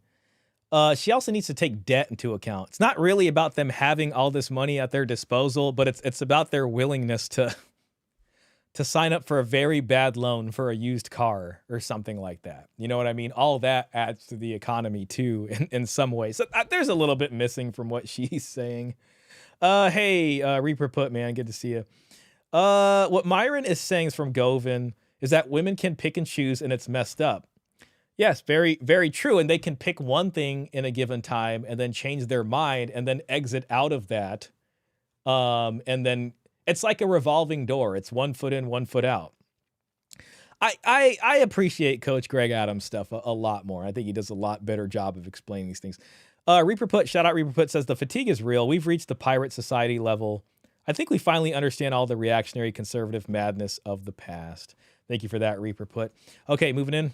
They're trying to convince men that society doesn't think they hold any value, that women have it so easy, that women are coddled and spoiled, but men in exchange have it so hard. The truth is that everyone has it hard as part of being human beings. And sometimes there are institutionally upheld power structures that make life harder for some. Yeah, and I got a feeling she's going to say that institutionally upheld power structures are making lives so hard for women. Groups of people in some ways, but at the end of the day, Okay, it's that's not a nice, Sarah. She didn't competition. go there. I just think it's so interesting that men like Myron criticize victim complexes while holding one themselves. In chapter 7, Myron claims Okay, chapter 7. Oh, finally.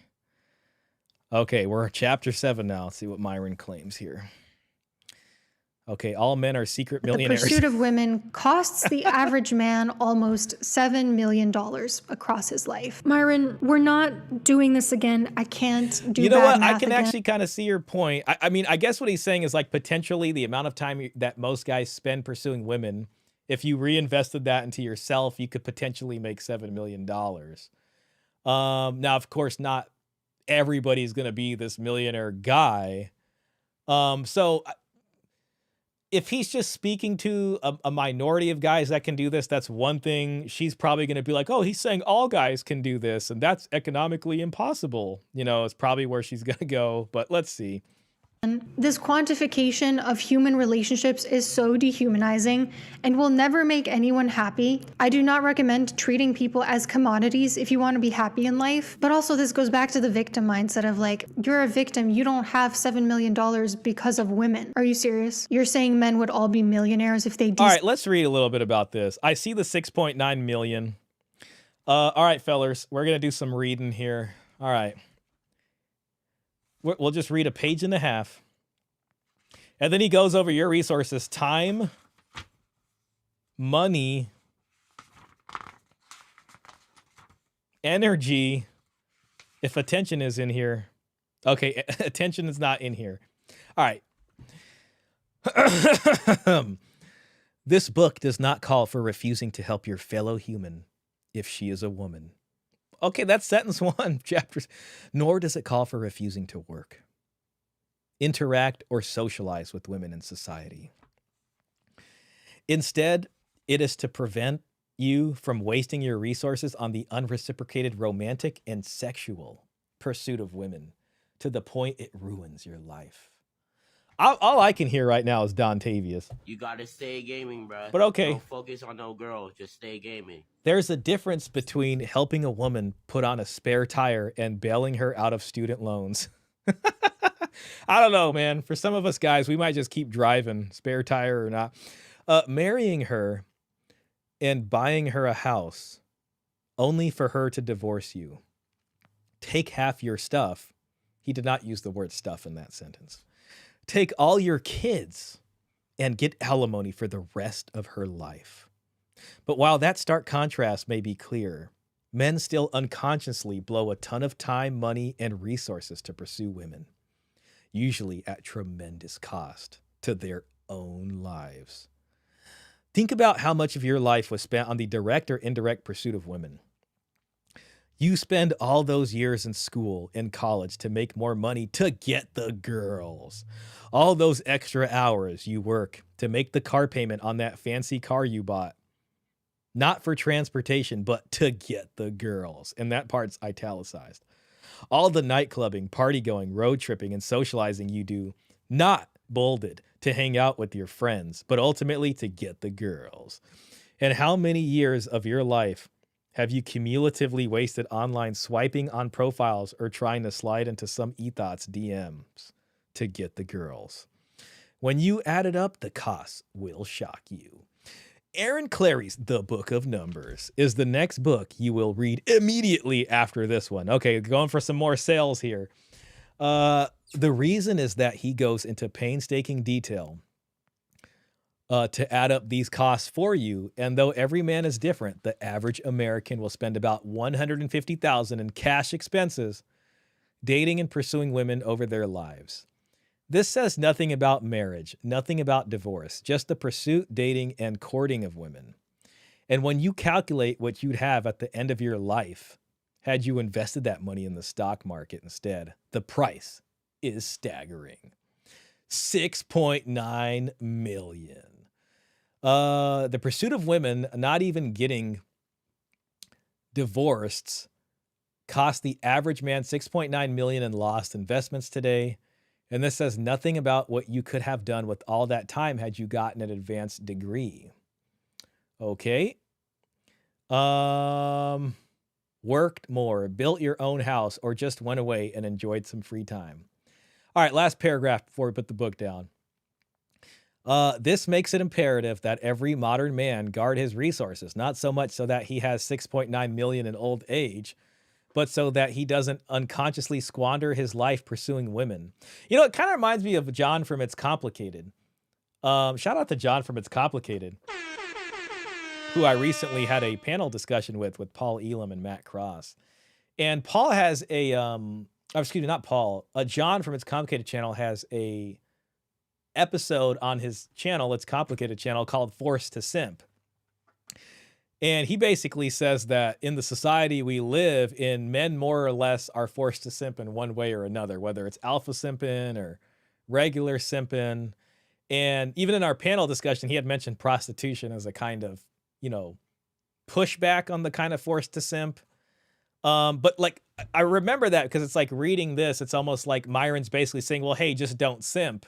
Then there's John on the other end here who's like, what do you mean don't simp? Men are more or less forced to simp. I think we reacted to that episode, but if you haven't watched it, I think you should watch it. Okay. So not so much so. Okay. So this makes it imperative that every modern man guard his resources, not so much so that he has 6.9 million in old age, but so that he doesn't unconsciously squander his life pursuing women. Women are not stupid. They'll gladly take any free resources, time, money, or attention. Okay,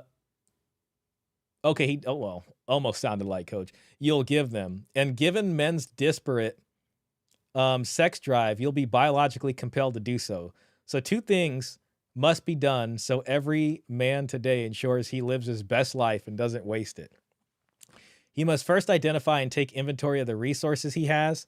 And second, he must follow a policy or decision process before expending those resources, especially regarding women. All right, so enough of the book here, but like if you don't, let's say you're a normal guy and you're working a job, I don't know if that's normal, but let's say 70,000 a year, okay?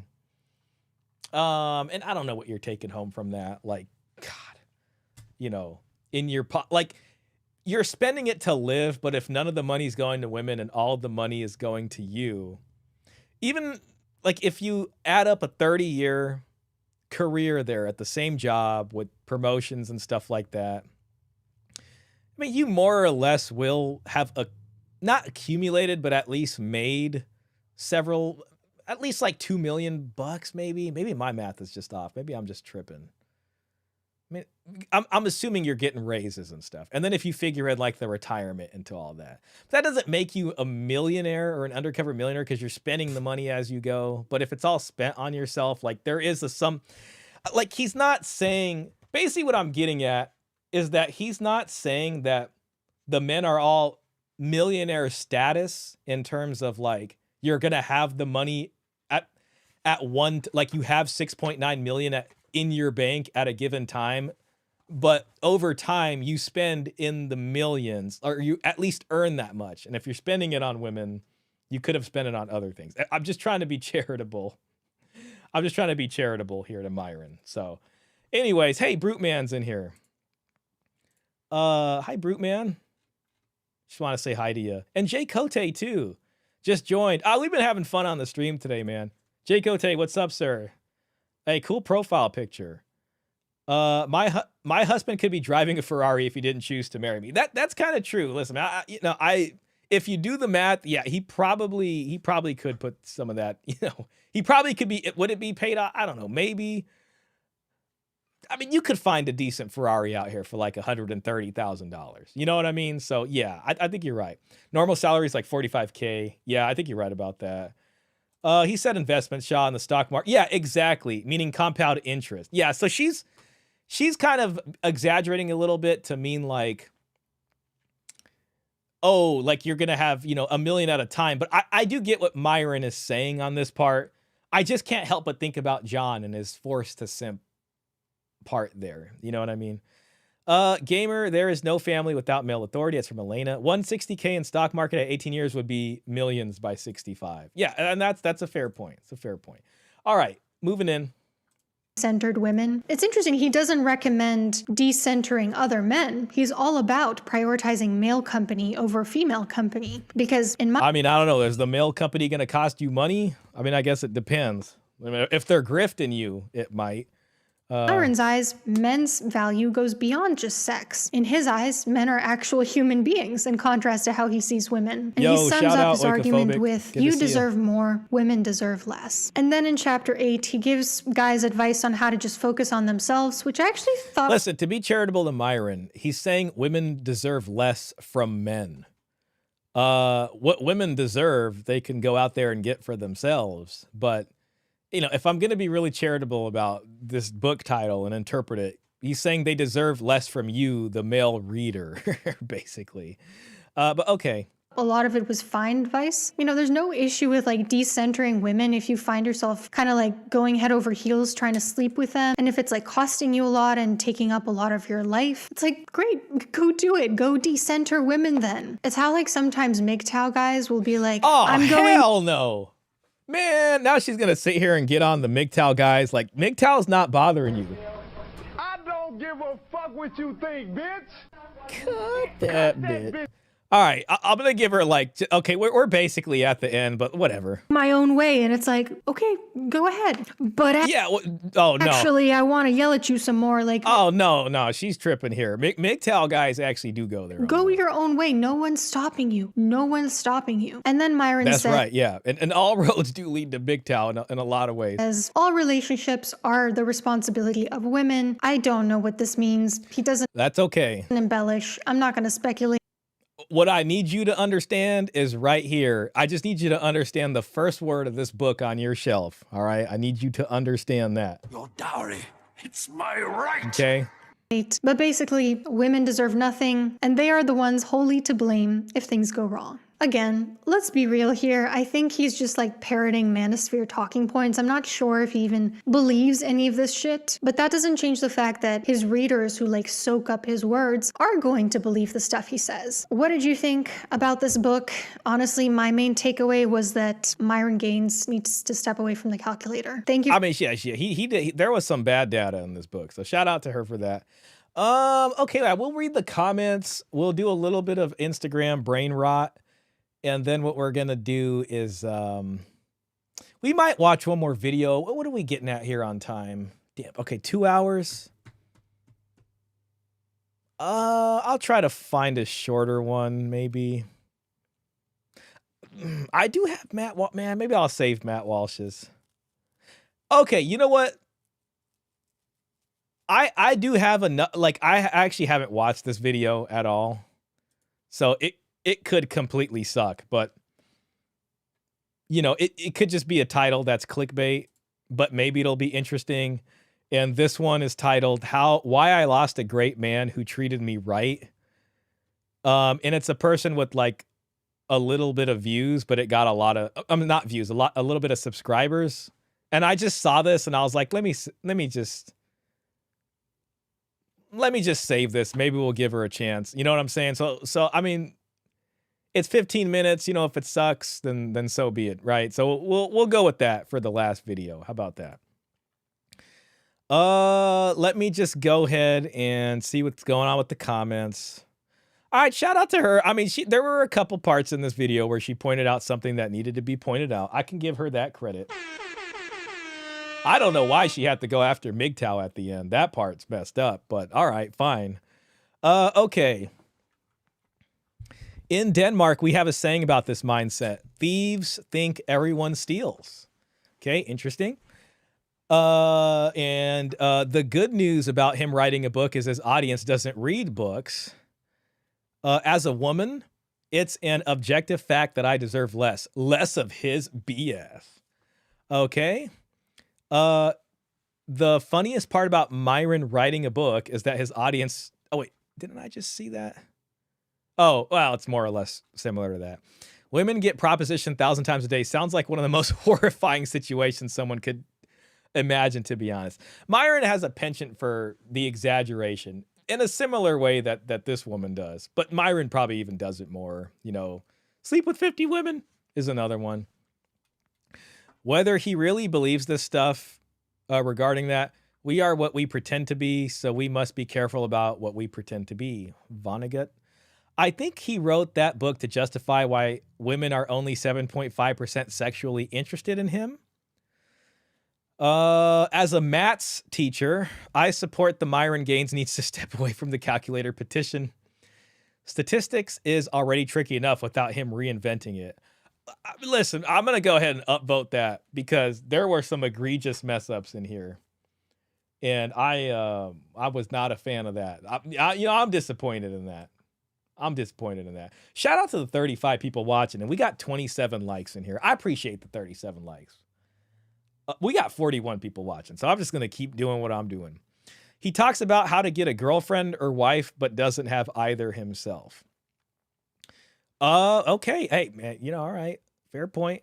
Did Myron never think that maybe women take more sick time because they are... I don't even know if he read the study, honestly. And then he didn't even say the word sick. He just said leave, which is like, man, that's not cool, The dude got rich hating women on the internet. He is literally the definition of a loser. He brings literally less than no value to the world. He is the one who deserves less. Okay, a couple more. We'll read this long comment here and we'll move on. I've only received positive reactions from getting a woman flowers. Myron sounds like he's never dated anyone. I mean, I think more or less, because I know, he had his first girlfriend that was recently. There's an old joke. A guy is showing people. Okay, I like jokes. All right, let's read this. There's an old joke. A guy is showing people around a forest with a bunch of arrows directly in the middle of bullseyes on trees. Okay. After seeing several of these, someone asks, how do you hit the bullseye every time? The guy responds that he fires the arrow first and draws the target after. That's a pretty good one. What these manosphere guys are doing is the intellectual equivalent of that. They want to pretend that they should be in charge and will twist anything to make it look like it supports that point. The difference is that they aren't honest enough to admit that is what they are doing. I mean, it's an interesting commentary. And to be honest, I think this is why something like Paul Elam's Repair the Manosphere podcast is needed. Because there is kind of stuff that is out there that is more or less the 11-year-old who gets their hands on an AK-47 somehow. Or Mickey Mouse getting the wizard's wand and him kind of thinking he knows how to use it, but doesn't. So there's a little bit to that kind of speaks to me. Okay, let me catch up with chat, and then we're going to move on to brain rot. We got a couple brain rot videos. And, yeah, then we'll go from there. So, okay. Oh, okay, I think I got like a good solid 3 brain rot videos we can watch, and then we're going to move on to this other video about why this woman lost a good guy. Okay, chats. It looks like Reverend X this chick. I know, we needed that. Thanks. I have a martial arts background. That's pretty cool. The male and female dynamic is an interesting one. Men versus women, huh? Gamer, I disagree. This is from Elena. Kids should stay with the father. When fathers have 100% custody for kids, the mother is forced to stay in the family. Venerating mothers is what destroyed a family. Man, I might have a lot of chats to catch up. I might skip some of these. Orgophobic says, just pay your taxes so I can still have my welfare. Hey, well, it seems like that sometimes. Huh? All right.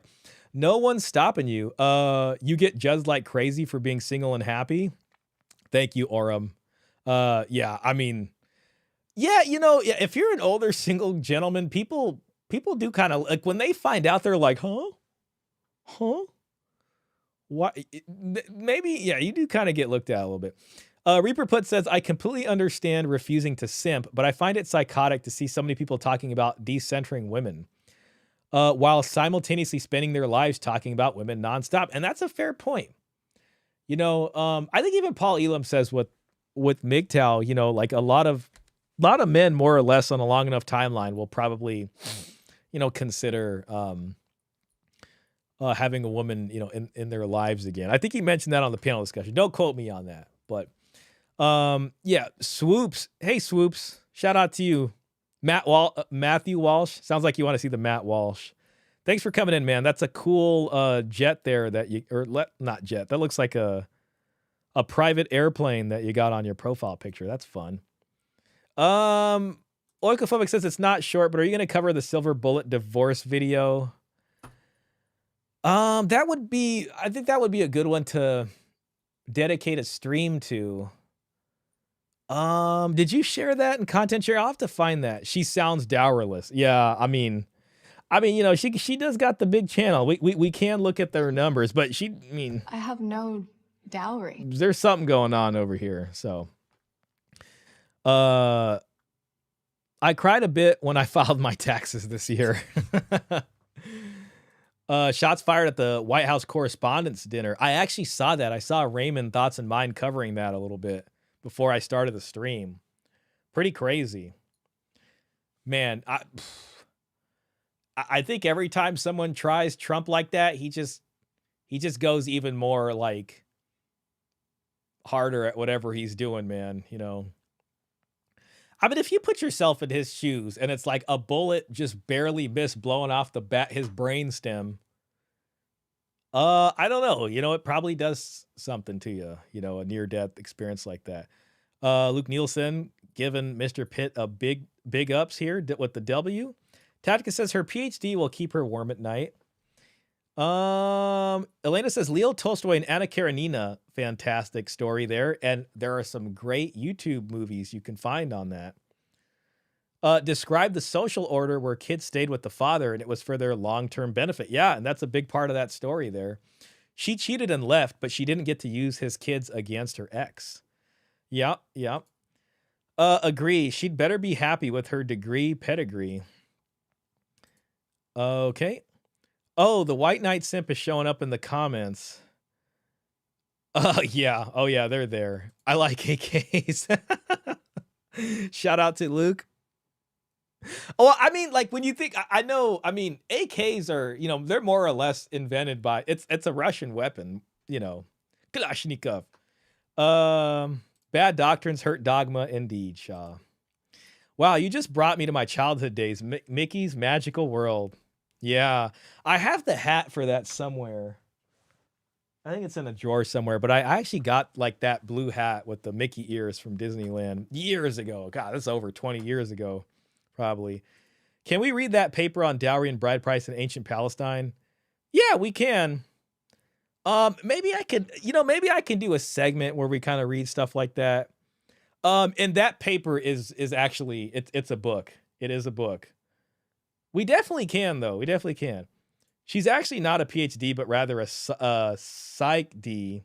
Same degree as Psych Hacks, Orion Teraband, yet according to her website, does not see patients. Interesting. Yeah, that's a little, yeah, I mean, I would probably give more weight to someone who has that clinical experience. Jordan Peterson had that. But, you know, Jordan Peterson has had an story arc here, but I don't know. Maybe I shouldn't be bringing that up. I shall post it again. Thank you for that, Oikophobic. Yeah, I just finished watching it. Shots fired, being that I live here in DC. Wow. Yeah, that's something. I heard I think you know, the shooter was eliminated, but we're probably going to get a whodunit type thing. So whodunit, good question. You know, I bought that book, but I didn't get to read it yet. Yeah, I've read a good amount of that book. I haven't read the whole thing through, but I've read a good amount of it. And it's pretty freaking comprehensive. And I appreciated that book actually a lot. Okay, brain rot time. And then we're going to move on to this next one. So we'll probably cut the stream at like 3 hours. Okay. All right. I'm going to play this one without sound because it does have music and I don't want to get in trouble for that.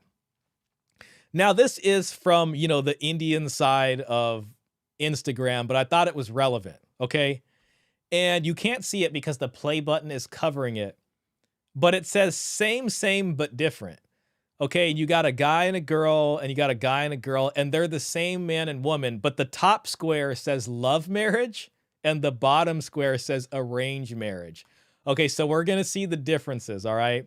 You guys ready for the differences? All right, here goes.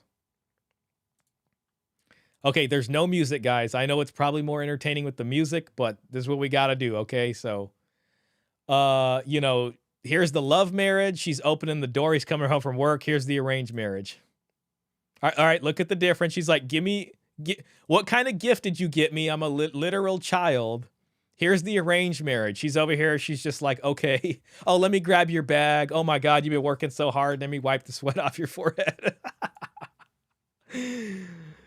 Oh, he's got to take his own bag off. She doesn't care. He's had a long day of work. The wife is like massaging his head. And even though he's been working and she's been staying at home, he's the one who's now got to come home and bend over backwards, basically, and deal with all of his, like, his wife who he's in love with.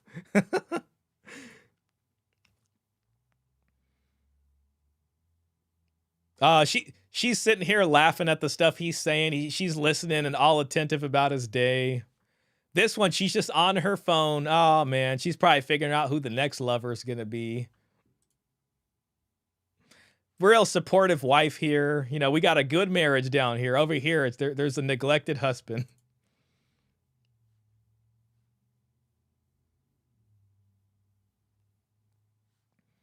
All right, now they're arguing because, I mean, what the hell else do you expect when the romance goes away? We all know that's how it goes down.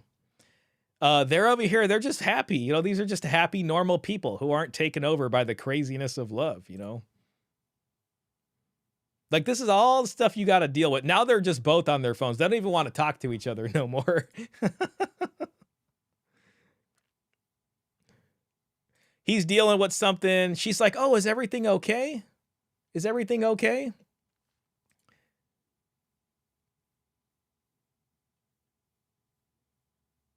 Okay. Okay. She's like, no, I can make it better. She literally pulls out a couple of bills from her dowry.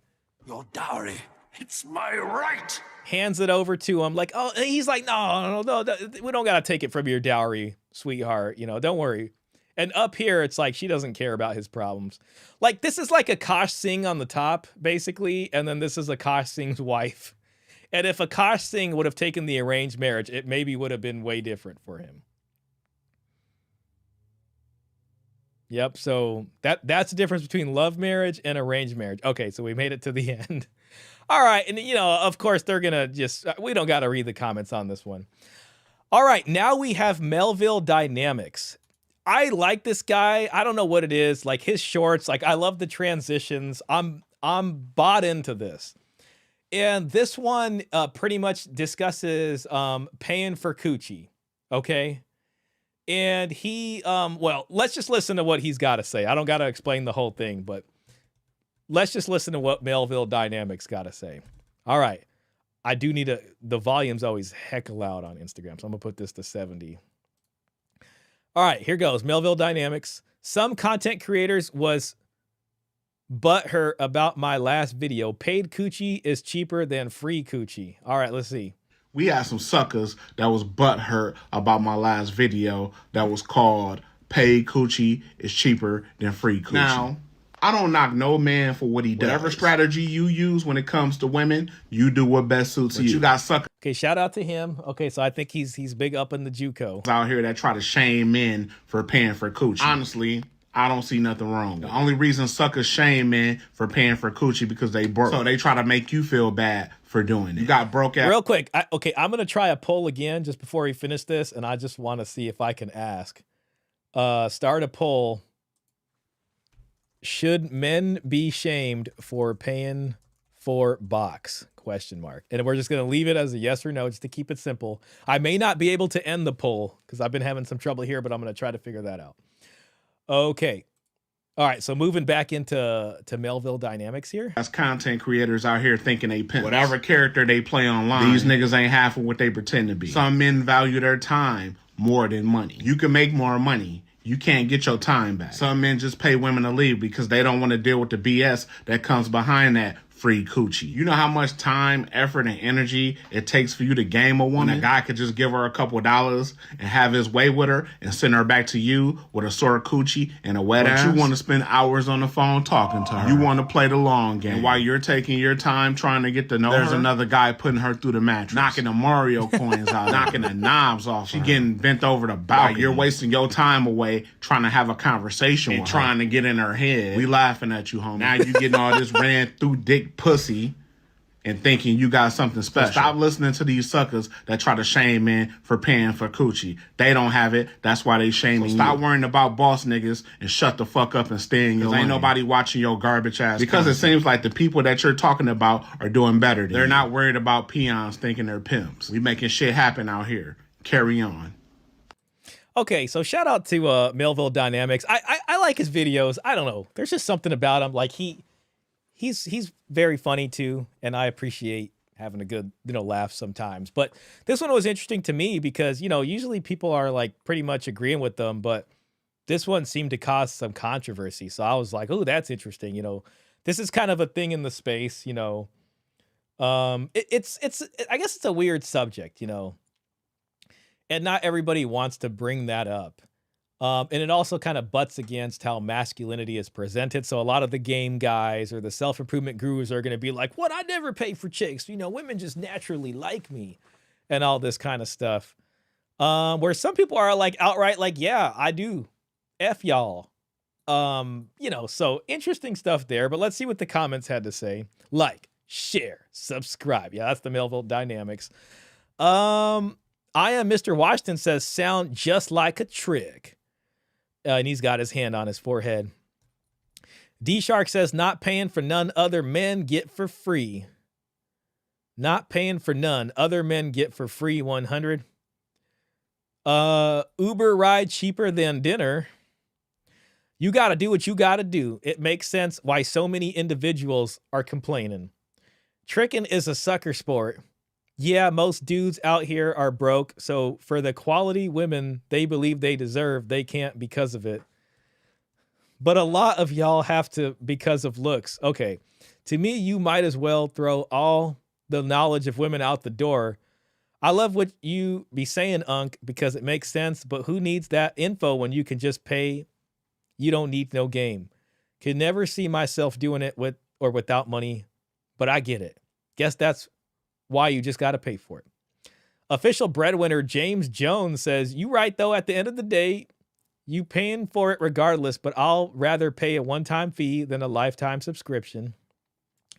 Spoken as a true trick. I don't know. I like Melville Dynamics. That's a trick favorite line. You must be broke. That's the same line 304s uses on them.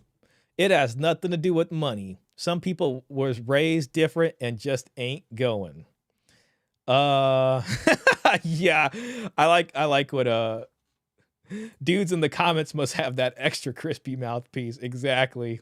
It kind of reminds me of Coach, when Coach Greg Adams like, not me, I get it for free.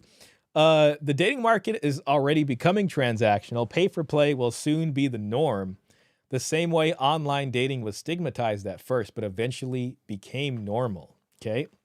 Free agent dynamics talking now.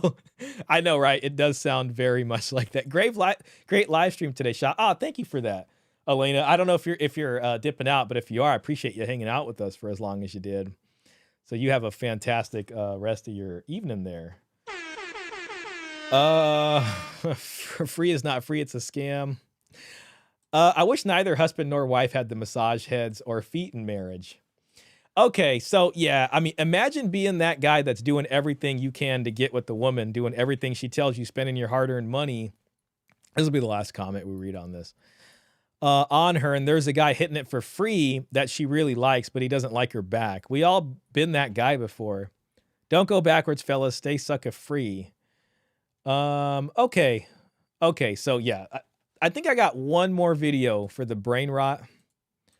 And then we'll go into the next video. Damn it.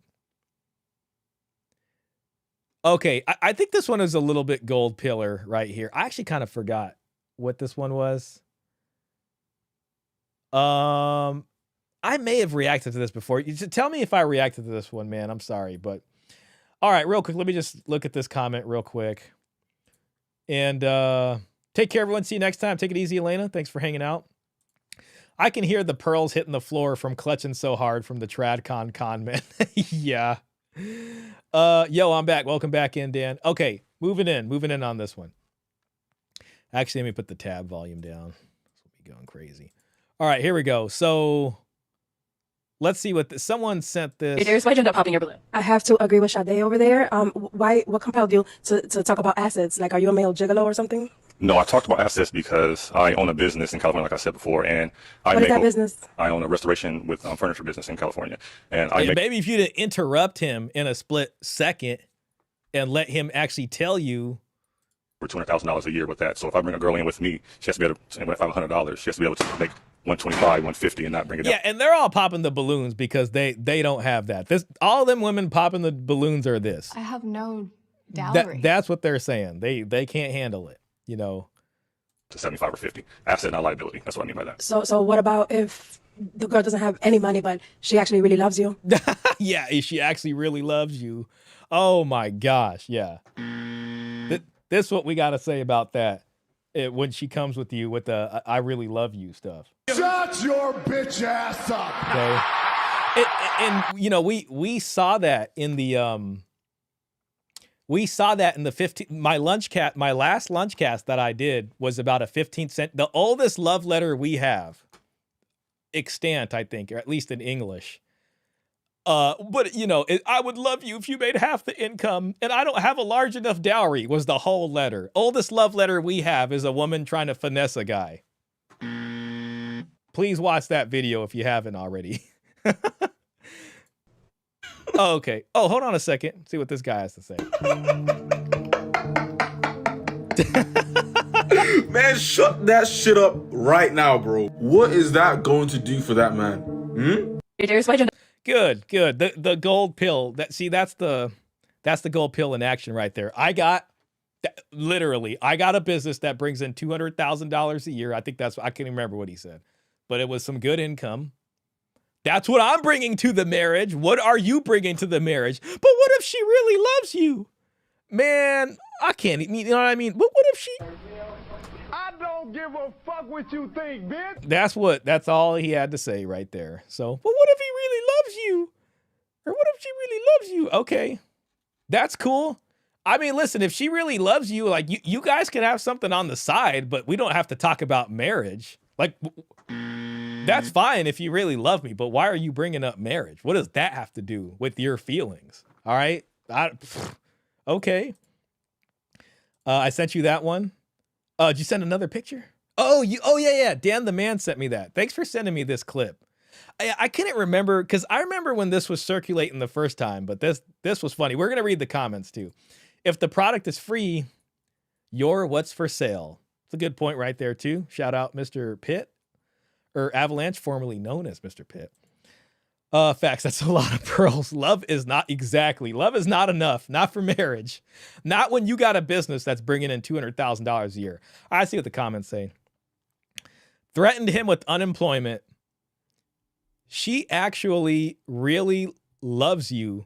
Bro saw 50% of his business gone overnight. 14,000 likes. Yes, that's what I want to see. Prime example of how men and women think. He's thinking logically. I run a 200K business and want a boss shorty to come together with me, or at least someone that has this. I mean, your dowry, it's my right. If she ain't gonna, be out there, but okay, fine, to come together with me. She's thinking emotionally, but what if she really loves you? Roles reversed, anyone? Yeah, if the roles are reversed. But she actually really loves you. Oh my gosh. But she really loves you, ma'am. She's also gonna love 50% of his assets in the divorce as well. Oh my gosh. F is she talking about? Besides giving you kitty, it's absolutely nothing a woman can do for you that you can't do for yourself. Yeah. Unfortunately, the type of society we live in today, love alone isn't worth much. And just to let this gentleman know, even in the society that existed in the past, love wasn't worth much. Maybe even less so. Especially when y'all be cheating and immediately, but I love you though. What man or woman would want to be in a relationship where it seems the norm is infidelity? Threatened with unemployment is crazy. Does she hear herself? That's funny right here too. Ah, man. See, this is another one of those reels where I can look at the comments for a while. I know we should probably move away from this. The more and more he reacts to these American videos, the more and more I hear the British accent fading away. The funny thing is they never listen. He said, if I give you money, can you flip it? She talking about love. She began by insulting him until she heard how much he's making. It's funny because reverse the roles. Women always say they are not dating a man that makes less than them. I am the table final boss. The look on his face says it all. No words, just disappointment. Yeah. You know what they say, love ain't keeping the lights on. Yeah, there you go. This is good. It was over when she thought he was talking about different kinds of assets. Okay. All right, that was pretty dang funny. That was funny. That was good. Thank you for that, Dan the man. That's gonna complete our brain rot for this stream. There is a saying that you can love and understand a woman. Either you love a woman or understand a woman. Yeah, Coach Greg Adams mentions that a lot. Oh yeah, you can't love and understand. You could either love or understand them. Coach Greg Adams has mentioned that a lot. She says she loves you today, but feelings can change. I fell out of love with him. He wasn't loving me the way I needed to be loved. Yeah, he did pay for all these things, but what about all the emotional support and the emotional burden I had to take on for the whole thing? And then I met this other person, and he was just fulfilling a need that I wasn't getting from my husband. She says she loves you today, but feelings can change.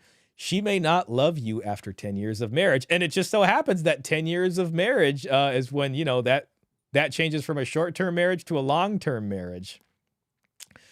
So that's a thing. Okay, shout out to the 36 people watching and the 34 likes that we have. That's really cool. Only 2 people haven't hit the like button. Would be great if you did, though. We would appreciate that. After 10 years of marriage, she may love 50% of your assets much more than you. Feelings can change, not to mention possible lifetime alimony. Even if it's not written as lifetime alimony, you could effectively be paying for the rest of your life. So there's that too. Oh, I forgot to end this poll. Dang it. See, I don't even know if I'm going to be able to do that, man. Damn. Oh, look at that. I can't even. Okay, hold on a second. Let me try to end the poll. Like the button is right behind this other button that's on this other thing, and it like just barely hovers over. So on the poll, which I now can't even see the results of the poll, but I did see that it was 70% of people said no. So I was able to see that before. I'm going to have to figure out polls better, man. This ain't cool, but so be it. Thanks for answering the poll, for everybody who answered the poll. Okay, so now we're going to move on to this video. We're at about, what are we at about on the stream? 2 hours, 33 minutes. We'll watch some of it. If it sucks, we'll just call it. Or if, so let's just move. Okay, here we go. So this is from someone with a little bit of subscribers named Erica. Journey to find love. That already sounds bad. I'm just saying, if your goal is love here, then just plan to invite more chaos into your life. I mean, if it's a romantic love and this kind of things, then so be it. Hold on a second. Jay Cote has a joke for us. LOL reminds me of a joke I heard. Goes like this. If you want to experience real love, marry a dog, because after 2 years, the dog is still happy to see you. Well, that's what they say. I've heard similar things. It's showing on my end, 79 no, 21 yes. Thank you for that, Orm. I actually really appreciate that. I don't know. It's just not being good here. But all right, moving in. All right, let's see what Erica has to say about her journey. Okay. Haven't watched this. Hi, Erica. There's one moment in that relationship that I keep. Also, by the way, I'm only hearing this from my left headphone, and so we might be having a issue here, but that's okay. So, guys, if you're hearing the sound from one speaker, that's just what we got to deal with. Keep coming back to now, because I completely missed what it meant at the time. Yeah, it's. We were on holiday, and everything was calm, easy, and yeah, we were having fun. And one morning, I remember he pulled me close and said, "I don't ever want to live without you." Oh, man. And then she was just like, marriage over. He told her what, you know, he thought he confessed the feelings, and she was just like, it's over. What's the title of this again? Why I Lost a Great Man Who Treated Me Right. Oh, damn. I mean, I might even give her a like on this video just for getting straight to the point on this. Journey usually means a lot of different guys, but she looks a little too old for that. Well, hey, even, you know, you'd be surprised probably with some of that, but let's see. And I remember freezing for a second and thinking, I really love you. She got the ick. She got the ick, and it all changed. But I don't know if I can say the same. And then right after that, I thought, why can't I say this back? What's wrong with me? Even though he was a really good man, he was consistent, he was clear, kind, and most the red pill has spent many years on this problem right here. Importantly, I felt really safe with him. Really safe. Okay, yeah. So she, and you know, back in the early red pill days on the subreddit, they would say, okay, yeah. So I mean, she was not getting the tingles from him. Hey, Fang, good to see you. The greatest lie told since the inception of human history was a 4-letter word called love. Yeah, I mean, oh, thanks for that comment, by the way. Also, your profile picture, is that from a specific anime? I would be interested to know which one. She was bored. Yep. He just wasn't giving her something that she needed. One of the most disturbing things is that all these women talk about their imploded marriages with a cynical little smile on their face the whole time. Yeah, here we go. Klaus says, here we go. Yep, here we go again. Okay. Instead of leaning in, I slowly started pulling away. Okay. I told myself it was about the future, the age gap, or the compatibility. The age gap? I wonder what the age gap was. I wonder how old she was. I wonder how old he was. All right. Thought maybe this just isn't it. But looking back now, that wasn't the truth. Okay, looking back after like what, 10 years and a bunch of failed relationships, and you're like, dang, man, I should have just put up with it. I could have had that guy and he would have gave me everything. I didn't just lose him because we were not compatible. I think I lost him because I just didn't understand what was happening. I needed to heal myself. I needed to go on my journey. And, you know, I had to deal with all these kinds of things inside of me. But yeah, he messed up. He messed up. You know, he went the love route. He wanted to live that fantasy. He spoke it aloud. She was not feeling that. And by the time I figured this out. And what's funny is like the stuff she's saying is contradicting the stuff that, you know, we saw in here, right? What she's basically saying about how women's attraction work and all that. And she's just like, it's like this older lady's like, nah, like, you know what I mean? She's like, nah, yeah, it's actually what, you know. It was already over. Before it was I go already over. This, that was the death knell. I just wanted to quickly say that this is kind of a deeper dive into a video that I shared before, where I talked about how I ruined the only healthy relationship I've ever had. The only healthy relation, man. Okay, well, hey, you know what? Shout out to her for the honesty. I will say, you know, the guy was culturally conditioned to go the direction he went, but I would also say it was a contributing factor in this. So, you know, here we are, always the victim. It is from Reverend Insanity, which was banned by the Chinese Communist Party since the Reverend Insanity. Okay. Since the evil protagonist Feng Yuan pursues immortality and is an amoral pragmatist, the demon. That kind of sounds like a pretty cool. I'm just gonna look that up for later. Sounds like a cool show. Let's see, Reverend Insanity. I feel like I've heard about that before. Reverend Insanity.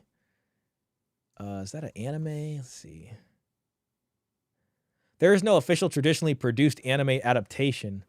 Fans have created AI-generated trailers. Oh, is it? Oh, so maybe it's more like a manga, huh? Let's see. Oops. Oh, I guess it's more like, okay, so it's like a web novel. Okay, that's cool. That's cool, man. I'm gonna look at that later. Thanks for sharing that with me, man. I appreciate that. It explains it was some time ago when she was younger and had options. And again, never tell your woman your feelings. It always goes wrong. Yep. Yep. Now she's looking back after all that and been like, you know, that probably would have been my ticket to the family life and all that. And if you haven't seen that one, I will link it here in the description because it might actually help you to watch that first for some context. Yeah, what she really needs to do, though, is she needs to get her DJI device and she needs to go to audio settings and set that from stereo to monitor. She might possibly have 2 mics and with only 1 mic, but whatever. That's, you know, hopefully, you know. Context. But in this video, I really want to slow it down and talk about what was actually happening underneath all of that. They wonder why men are not emotionally available, but every time they use it against the men. This is Copper Wire Guy right here, you know. Because I didn't understand it at the time. And I also didn't do this on purpose. Although some people in the comments underneath that video seems to think that I really chose to do that, which is not the case. Looking back now, I can see exactly where I started to pull away and why. And it's not what I thought it was back then. So on the surface, this was the kind of relationship I thought I had been waiting for. Even though things were not perfect, like no relationship is, there were no games. There was no confusion. He was really clear about his feelings from the start. He wanted me, and he showed it. And I remember how consistent he was. He would call when he said he would. He made plans. He followed through, and I didn't have to question where I stood with him. I wonder what direction the guy went after. Like, I wonder if she'll tell us that, like what happened to that guy. Probably not, but, you know, maybe he kind of figured it out or met someone else or had a family or something, or I don't know. Maybe it was positive. Who knows? Which, of course, is basically every woman's dream, isn't it? But more than that, I felt safe and calm also with him. At the time, I told myself, this is what a healthy relationship looks like. But at the same time, I felt like something in the relationship was missing. And I thought I knew what it was. But now I wonder, was I focusing too much on what was missing? Or was it just my avoidance side looking for the nearest exit way? Everybody's a psychologist, but okay.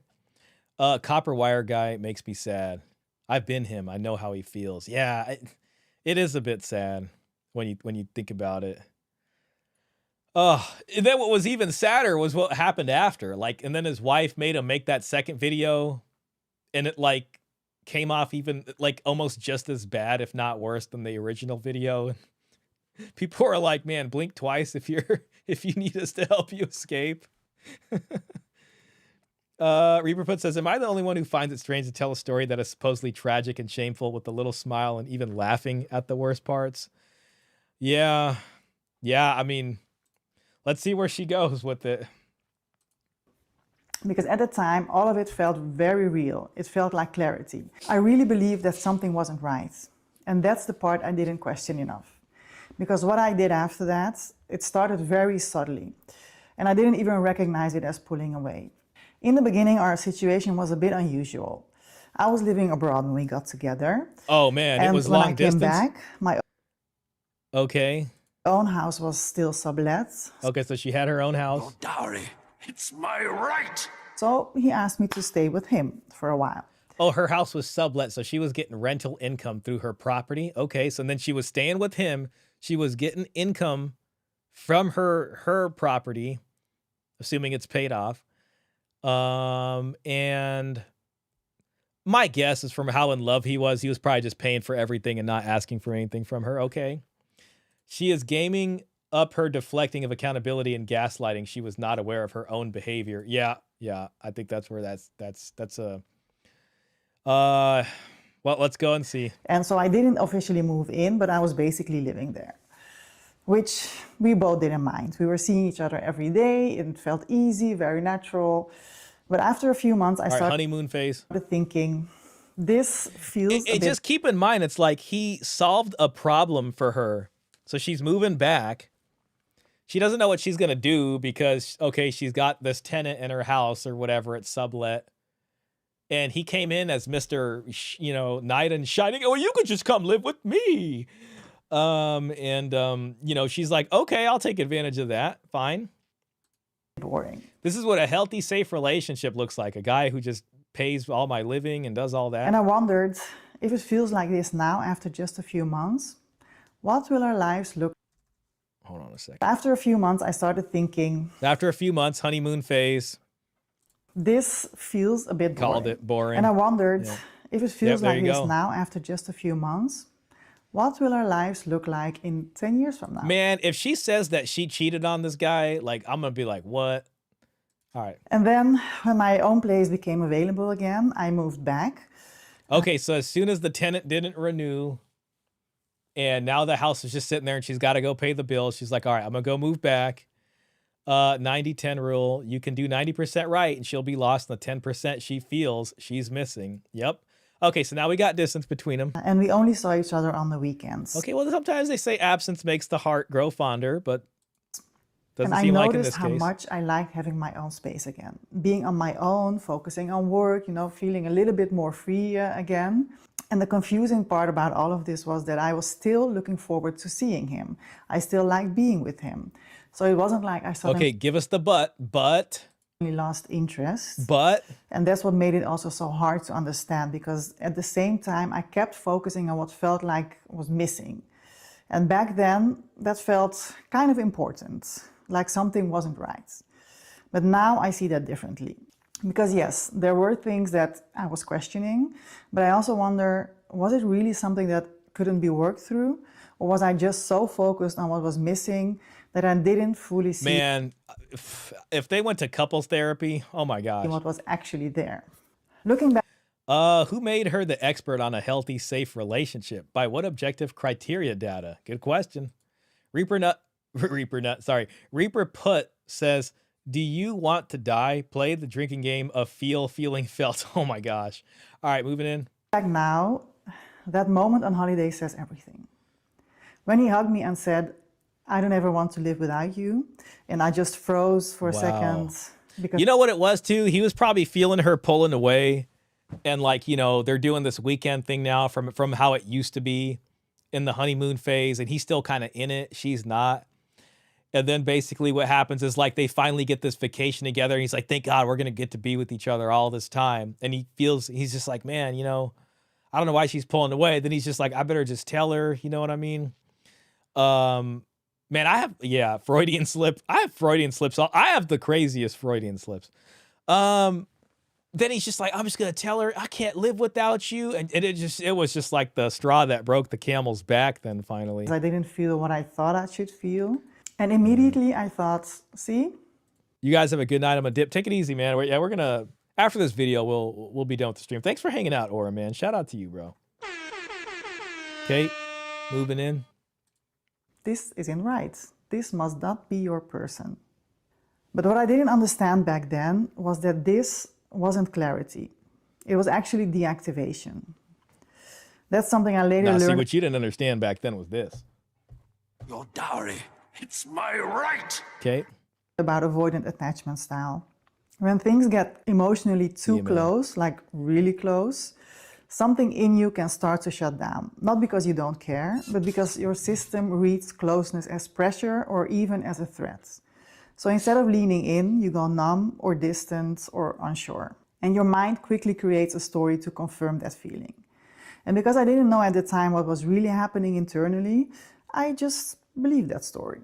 After we got home from that trip, life got busy. I was away for a couple of weekends, so we didn't see each other for a few weeks. And what I noticed during those weeks is that I didn't... She was just happy to like be away from him and like, oh my, and every text message she got from the guy, she's probably like, oh, God, I don't want to respond to this guy. I'm pretty blunt too. I say stuff better left unsaid sometimes. LOL. I hear you on that. Yeah, I will sometimes say things where like I see things and like my brain will put a completely different word there. I don't know if it's you know, it's age or this or that, but you know, so be it. She's a textbook example of for the PUA theories are correct. Yeah, this is pretty textbook. It really is coming. Fifi's failed her. I learned to shut up. Now people are wondering why I'm so quiet. You know, I hear you on that, Klaus. That's maybe as we get older, you know. Didn't really miss him. At least not in Didn't- the way I didn't What really I miss noticed him. during those weeks is that I didn't really miss him. Take it easy, At oikophobic. least not in the way I thought I should. I didn't feel the urge to call him every day, and I didn't feel that pull to stay connected. Yup, and he's over there like, what's going on? Like, what did I do wrong? You know? Again, the red pill has spent a lot of times deconstructing this very issue. Dan the Man gonna head out soon, but I got one more image in the Discord. All right, let's pull that up before you go, man. Yeah, the stream will be ending soon too over here. Let me just pull up. I like the AI images. Oh man, after she leaves. Yeah, exactly. All right, Dr. Anna's gone. We can all, oh wait, no, I think she's kind of, is that, maybe that's someone else. I don't know. Man, oh, the gold chain is cool, man, with the watch. That's tight. Man, a cigar. Oh gosh. I'm gonna get some cigars next week. Next week, cigar time is coming. So thank you for that. Man, I really like this picture. This is like the tavern right here. This really is the tavern. I really appreciate this art style, Dan. But yeah, man, you have a fantastic night, bro.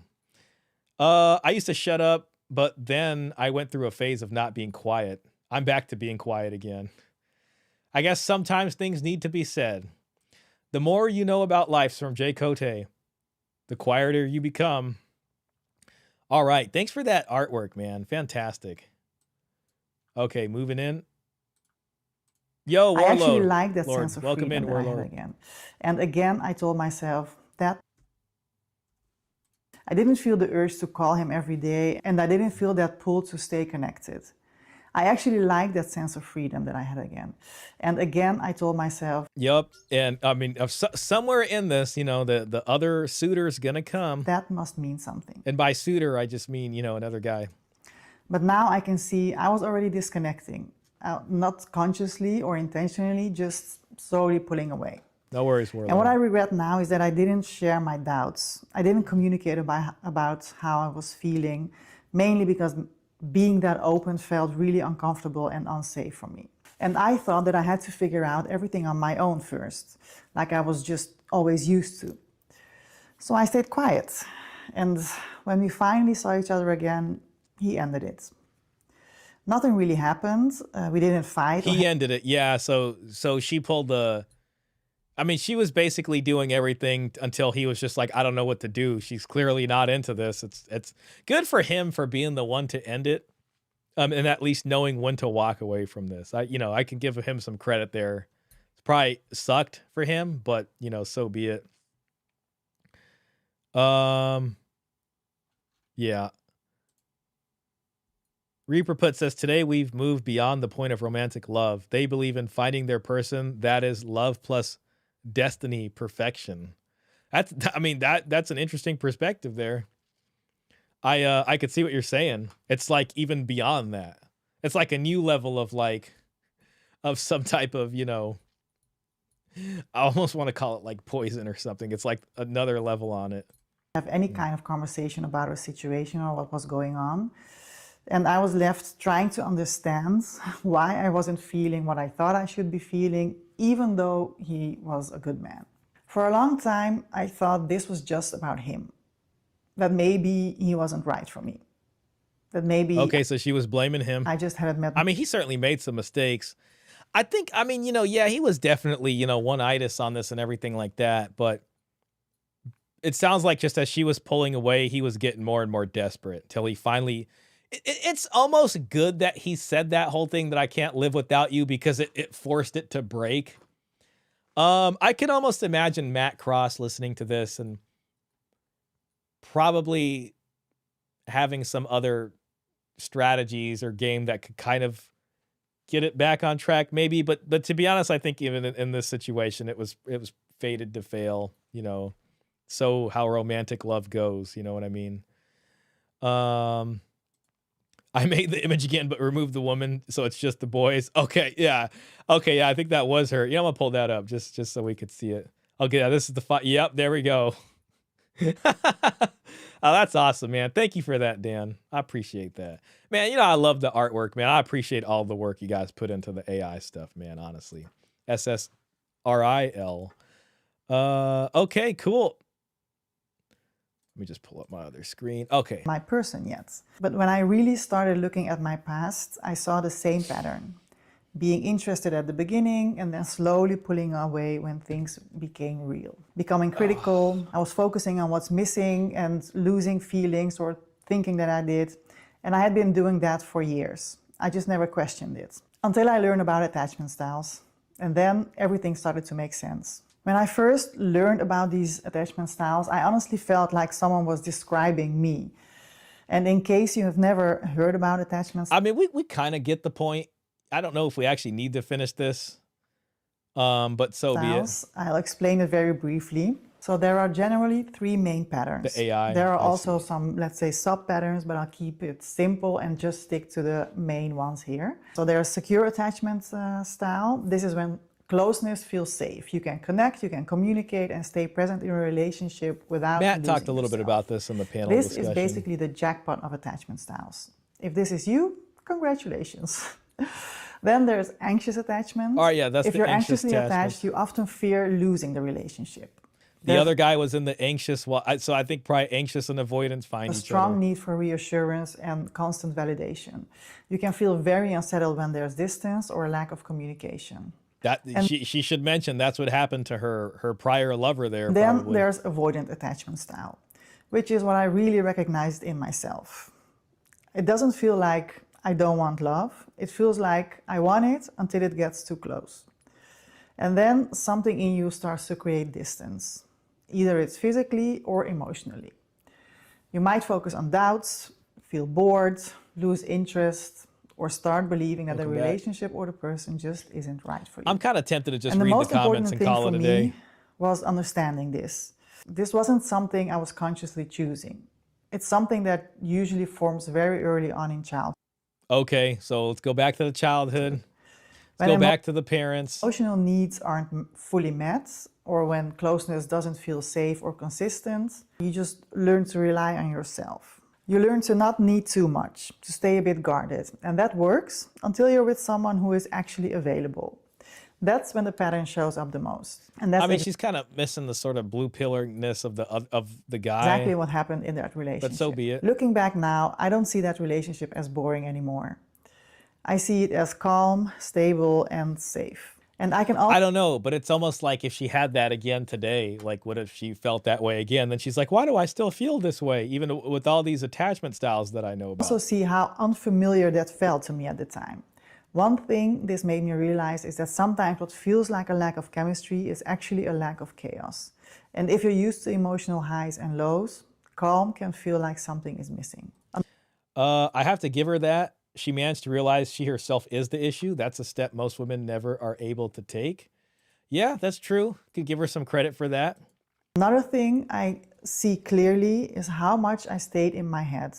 I analyzed everything. I questioned everything, but I didn't share what was actually going on inside me. And that's probably the biggest thing I would do differently.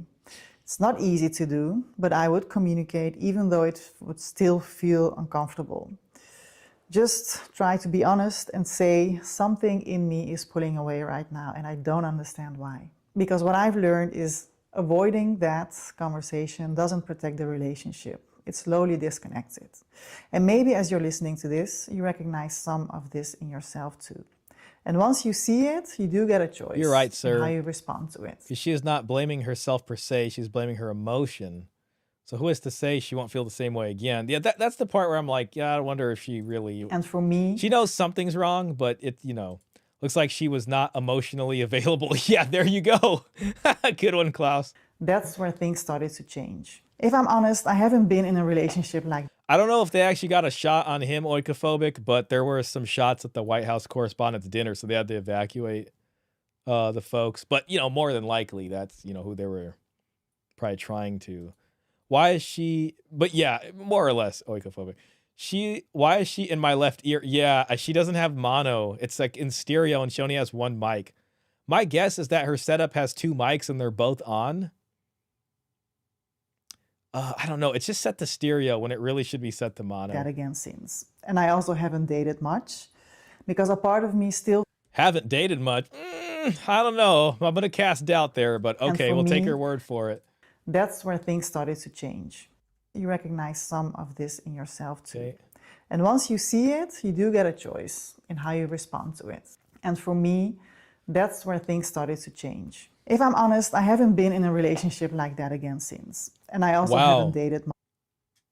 Okay, well, the word dated is doing a lot of heavy lifting because it really depends what she means by dated.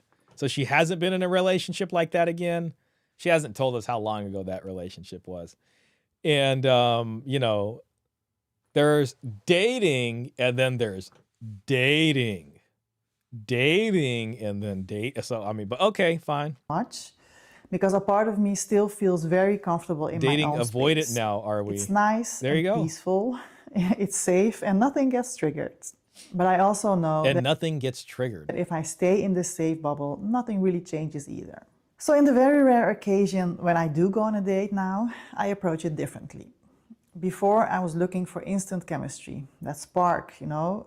Now I'm paying attention to something else. That's interesting. Okay. We all know what she means by dating.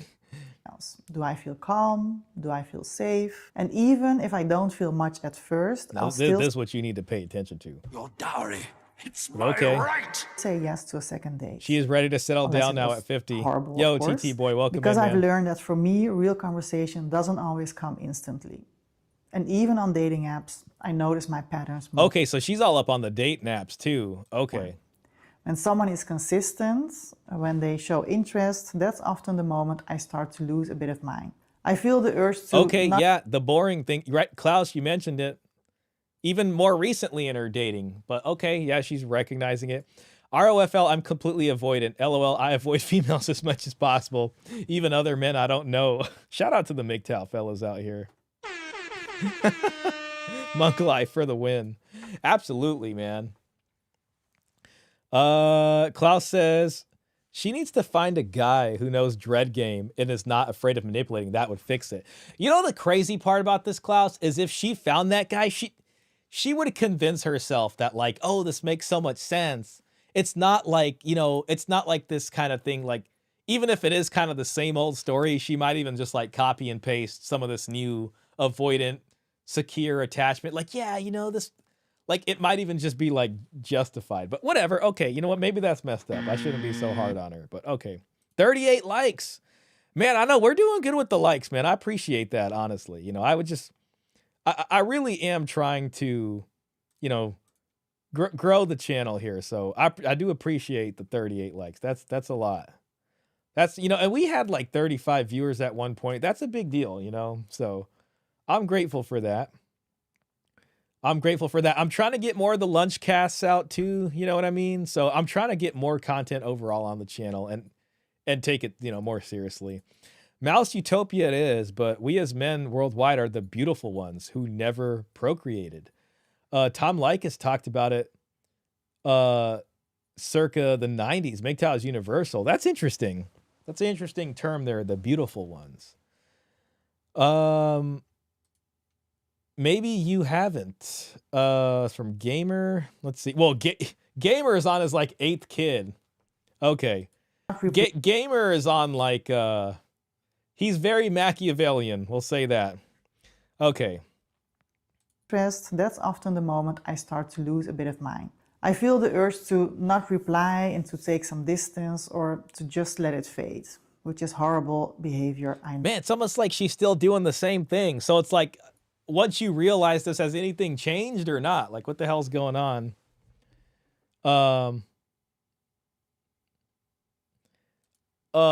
Gamer, you know, just easy with it, man. Come on, man. Just don't insult people.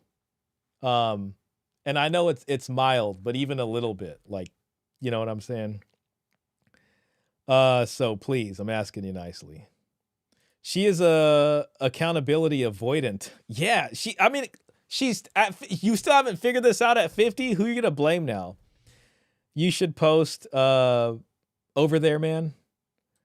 I shared the stream in the Badgers Discord when I hopped on. Oh, I appreciate that, man. Thank you. That helps me. Procreating is not hard. You don't even need to marry to have kids anymore. It could get you in a lot of stuff though, man. And guys, it could take away some of your peace, you know? This is why women usually hate men with very good memories, because they can't just say so many things.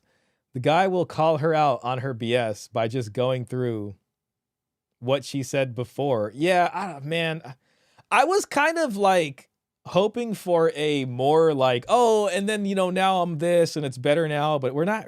It seems like she's still not with anybody and still has all the same problems, but at least she's admitting now it. is I see it. And sometimes I still don't respond right away. Sorry, guys. But at least now I know why. And that changes how I show up, even in small ways. I'm really trying to do better. So for a long time, I thought that understanding my attachment style would fix it. Like once I knew I was avoidant, I would just stop doing these things and everything would change.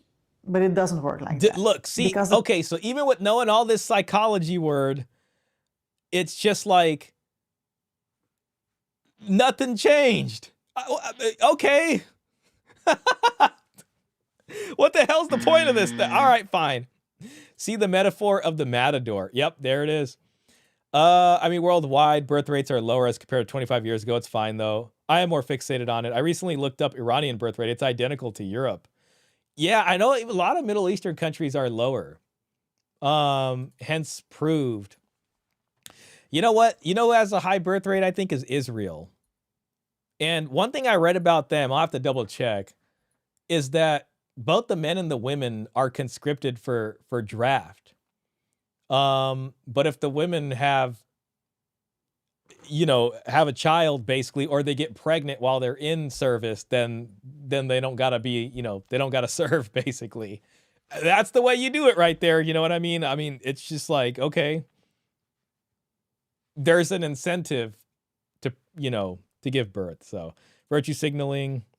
Klaus says, you are right. There are others you wouldn't expect, like Dubai or Mexico. Yeah, Mexico was actually surprising to me.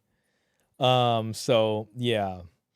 Lower, haven't procreated. Plenty of men are still procreated. Their children will be blessed to inherit the earth. Cesar Quintana. Yo, shout out to Cesar Quintana, man. Always a blessing to have you in here.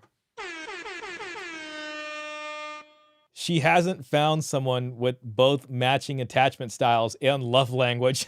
Yeah, I don't know, man.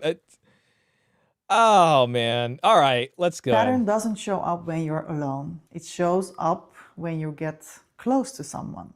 That's the part I had to really understand. Okay, like, yeah, when you actually have to stop indulging in the romance of it and have to start doing stuff. You can read about it, you can watch videos, you can become very self-aware. But the actual healing happens in those moments where you feel the urge to put away. Like even now, I can be talking to someone, everything is going fine, and then I feel the shift. It's very subtle. I think, I don't know if I'm feeling this. Yeah, no amount of reading about this and that, I mean, is gonna fix this. She's trying to make the romantic model work. Or I want to just delay replying or just disappear for a little bit. And before I would have just followed. Gamer, yes, sir, you're right, since future belongs to those who show up. J. Cote says, in 2026, first 5 with high birth rates are Chad, Somalia, Democratic Republic of Congo, Central African Republic, Niger, and Mali. Yo, Base. Hey, Base, it's good to see you, man. Hope you're doing well. My question is she teaching women to appreciate good men or just kind of talking about herself to vent? That's what it's seeming like. I mean, it sort of seemed like there was going to be like, yeah, I realized this and here's how it's different now. But she's like, I realized all this and nothing's different. It's kind of what it's seeming like. Tactica says Z urge to pull away. When these women tell their stories, they literally say, I am dangerous because I have experienced trauma. I am problematic. Even when analyzing my problems, nothing changes. Yeah. She still doesn't understand that she needs to regulate her emotions or she'll do the same thing over and over again. followed that gosh. feeling. I would have trusted it, and now I just pause Let's for a see second how she ends and I ask this. myself, is this actually Take how it I easy, feel, or oikophobic. is this what I always do when someone gets closer? And that pause, that's really new for me. Okay, that's new for her. So this is new for her. Because before, I didn't even question it. I just believed whatever I felt in that moment. And that's why awareness alone isn't enough. Because in the moment, it doesn't feel like a pattern. It feels like the truth. And that's why this is something you can only really work through while you're actually connecting with someone. Not when everything feels calm and easy. When you're But actually something- connecting with someone. But it sounds like she hasn't like experienced that. So it's like, I don't even know how she could say this. Like, I don't know. I guess she's referring to this one relationship way in the past, but the same thing happened to her in that. She's only saying that was a great relationship because the guy was willing to do a bunch of stuff for her. I mean, I don't know. Maybe I'm missing something, you know? Is being asked of you emotionally. I think she would look a lot better with That's the where nose it to shows up. That's also the part I'm still learning. Okay, still learning. LOL, nope. She is just giving women a way to come up with the better excuse. Note that it's not her, but her feelings. Oh, hey, thanks, man. Appreciate that. Appreciate the super chat, man. I'm absolutely fine with everybody, sir, since I've started empathizing with men as a gender. Everything else withered away, so please don't worry. I love everybody here. They are my pals. Well, I'm glad to hear that, man. Shout out to all of y'all, man. I just want it to be a space where, I mean, you know what I mean, where it's just it's good, it's ordered and stuff like that. Part of, you know, being a streamer and stuff is you gotta watch out for stuff and keep the stream moving, you know, and exercise some good leadership where you can. But thank you for that, man. We appreciate you being here too, and I appreciate the support of the channel. Tactica says exactly, it's goalpost movement. Yeah, there has been some goalpost movement in this. That's true. Shifting the goalpost. And it's also the reason why I started this channel. Because I realized I don't want to stay in my safe little bubble anymore. I actually want to experience something real connection. Real connection. It's still, that part kind of raises the eyebrow a bit. And in a way, this is my way of holding myself accountable. And that's another thing about the goalpost movement. It's like she gets to define what the real connection is, you know? To put myself out there more and to keep showing up differently. The hardest part about all of this, and something I'm still figuring out, is how to trust my own feelings. It can be really confusing sometimes. How do you know if something isn't right or if it's just your fear? I wonder what the comments are going to say on this one. That's something I haven't fully answered yet. And if I'm honest, that does scare me a little bit because I don't want to repeat the same patterns. I don't want to slowly disconnect and convince myself that something isn't right and then realize too late what I've lost. So I've been definitely thinking about getting support with this because I don't think this is something I can figure out just in my own head. And I think this might be the year where I actually take that step. But at the same time, I also know that nothing will change if I keep doing what I've always done. I have to start doing things differently. Okay, yeah. Because it's very easy for me to stay in my comfort zone where everything feels peaceful and safe. And if you've watched my first video, you might remember that I started a small personal challenge to find my person in 2026. Okay, find her person. And if you haven't seen that one yet, I'll also link it here in the description because that's really where this started. So the first challenge was very simple. I decided to ease myself into it with simple little things like making eye contact or smiling at men, being a bit more open. Okay, so now she's trying to figure out how to, she's going through her own personal PUA journey here, maybe a little bit. Figure out how to cold approach the gentleman, maybe? In everyday situations, like in the supermarket or during a walk outside. Yo, Tacticus, man, honestly, I see what you mean. CJ is right. She is almost arguing her brain is not fully developed at 50. Yeah, it's... Yeah, gosh, man. Listen, what man... We are not doing things correctly, man. This is... She now needs her retirement. Yeah, thank you, Luke. I mean, Luke is bringing us back down here to earth, honestly. Like, Luke, thank you for really reminding us about some of the real practical stuff behind this, of what's going on. gosh. And honestly, I did my best. I really did. Sometimes it felt uncomfortable or I was shy when making eye contact, but I tried. And what I noticed is how disconnected It's interesting because it's like she didn't say it, but it's like she's trying to not use the dating apps, I guess. All right. I mean, she probably just got off Matt Walsh's channel and watched that video about, you know, the dating apps. Jay Cote says, see how she tries to prove to us that she is wiser now, but not one time has she told us how she overcame what she is talking about. Yeah, and I mean, to be honest, it's almost like she's basically said she hasn't overcame any, like, not really. Actually, women are the master manipulators regarding the dread game, which Tomasi enunciated. Yeah, I mean, as far as emotional manipulation goes, I think there's something to that. Base says, I will say I do dislike the total lack of control over her thoughts and actions. I say men have hyper agency, but too many women have hypo agency. Lack of ownership even over their own actions. Yeah, I would say she's very, very much demonstrating that in this video. I mean, it seems like she's trying, but like, or at least she's stating that, but this seems like it's over a very long period of time, and there doesn't really seem to have been much change from her own kind of admission here, other than, well, I now realize this, or I don't know. We'll see. Maybe we'll catch another one of her videos, you know, going forward. That's great. Another mature woman learning to smile at people. A woman makes eye contact with me and smiles. I look away and exfil.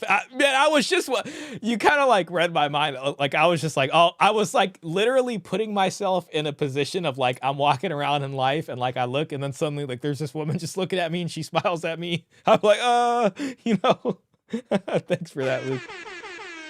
Saying get out as fast as possible. People actually like, are. whoa. Most people don't really look around. They're often glued to their phone, or maybe they just didn't look at me, which is also possible, of course. So this month Man, you know, it kind of makes me think of like the wall concept, and I do wonder kind of like what her younger years, like, you know, maybe, you know, who knows, maybe she was a lot more attractive in her younger years. It must have been way different. You know what I mean? And now it's like, oh, I try to make eye contact with guys, you know? I don't know, man. It sounds like she's still going for this like romantic model love story where like we both meet at the bookstore and then we made eye contact and I smiled and then he smiled and then he walked over and then, you know, he cold approached me. You know what I'm trying to say? And then, oh, we had this great attachment from the beginning and it's been so secure and I feel safe. Hold the line, says Tacticus. Shout out to Tacticus. Also helps to have earphones on connected to my phone, blasting hard bass. Yeah, certainly helps.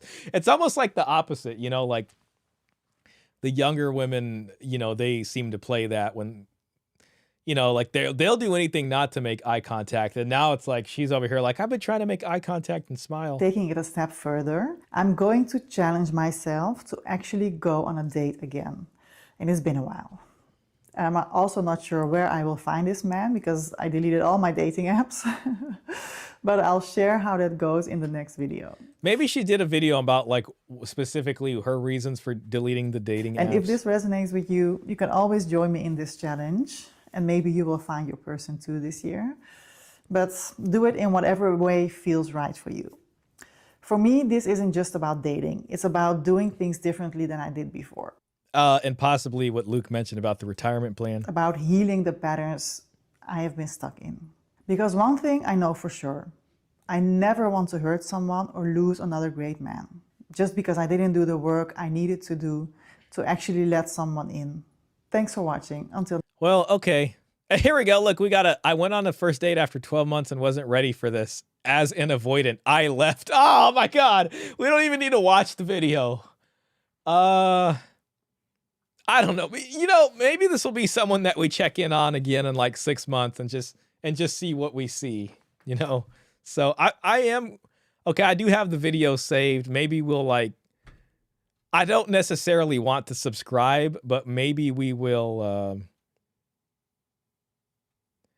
it's so crazy. Like, look right here. After 12 months of not dating, after 12 months of not dating, this first date was nothing like I expected as an avoidant. And then right here, I was I went on a first date after 12 months and wasn't ready for this. I left. Like, so 10 days ago. I mean, I don't know when this one was, but all right, let's see the comments.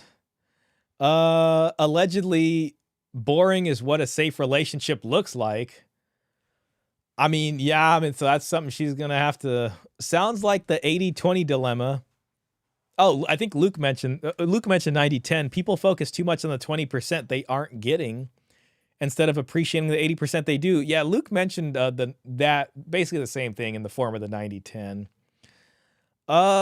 Give this woman a purple heart for accountability. It's very difficult for them.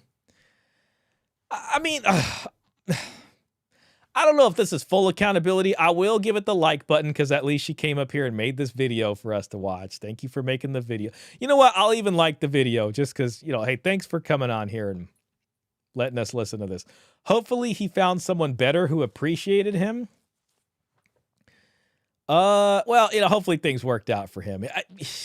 You know, the good thing about him is he knew when to call it and walk away, which I guess earlier probably would have been a better time, but at least he ended up doing that, you know. The bullet dodged him when, well, he was the one who had to break up with her, but I guess, okay. I don't know. Yeah, this is why I barely date anymore.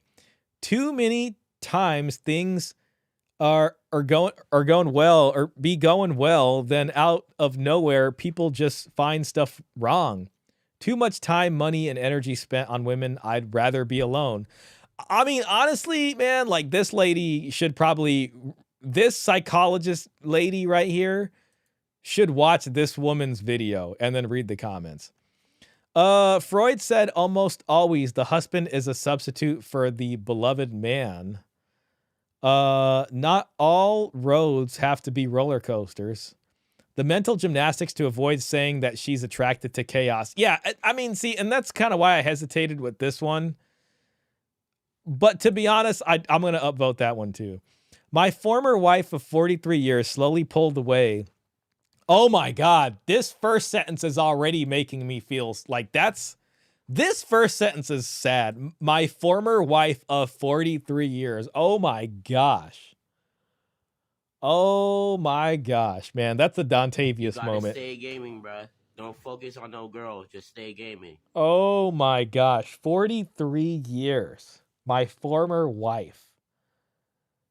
Oh my gosh. Oh yeah, LFA was another guy we were checking on, right? Yeah, we haven't seen him. Oh man. Oh gosh. Let me just finish this. And disconnected much. Okay, my former wife of 43 years slowly pulled away and disconnected much in the way this woman did. Gosh, so even after 43, she had a decades-long pattern of withholding dissatisfaction with things I did that annoyed her, and so I was never afforded the opportunity to receive her feedback and to make changes. You know, the thing is, though, to be honest, I feel like even if he got the feedback, it probably would not have been enough even to make the changes. But I don't know. Maybe I'm just being negative. We separated for 18 months, and then she pulled the plug. I will always love her, but I've released her from my heart. I had to in order to survive. I thought that I knew her, but it turns out that I didn't really know her at all. If this guy didn't know her after 43 years, man, I don't know what, I mean, that... I wish nothing but happiness and fulfillment for her. God is watching out for me, and I hope that he allows me a second chance at love and marriage. Oh, man. May goodness fill your lives. I got to upvote him because I just feel like you know, he shared something with us there. He really shared something with us. RMP, welcome in, man. Klaus says I go get my groceries at 9 p.m. to make sure I meet as few women as possible. Almost only guys at that time. I go in the early morning when it first opens. Most women won't dare get out of bed then, and I can't be bothered to do something that early.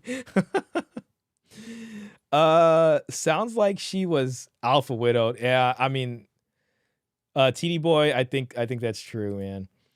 Bay says, you know, it's crazy.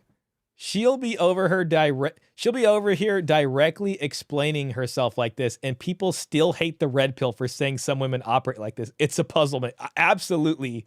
I know.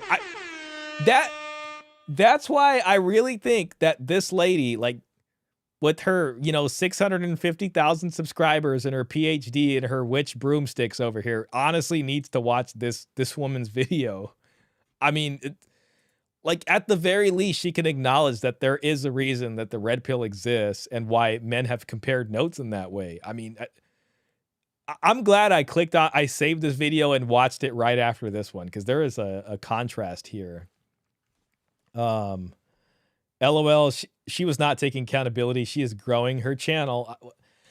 I can't argue with you there. Hey, it's LFA. Yeah, we got to check in on him. Maybe we'll do that next week. Reaper says, dude, this even looks paranormal. There must be about 8,000 videos identical to this one on the internet. It seems like they're all reading from a script. Is this accountability?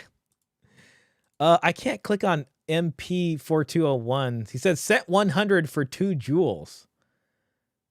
I don't know what that is, man, but thank you for sending 100 for 2 jewels, but I can't make it big. Thank you, MP. That must be some kind of like YouTube coin system. We appreciate you though, man. Appreciate that.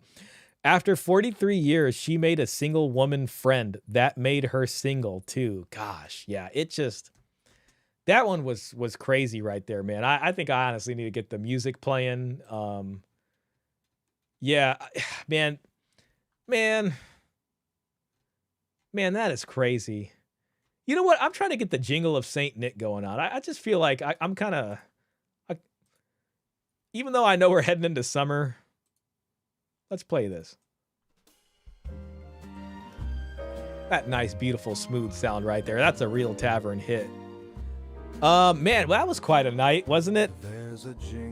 Now, one thing I'm glad is that we watched that video with Dr. Anna, because it did point out some serious issues with Myron's book, specifically with the source in the faulty math.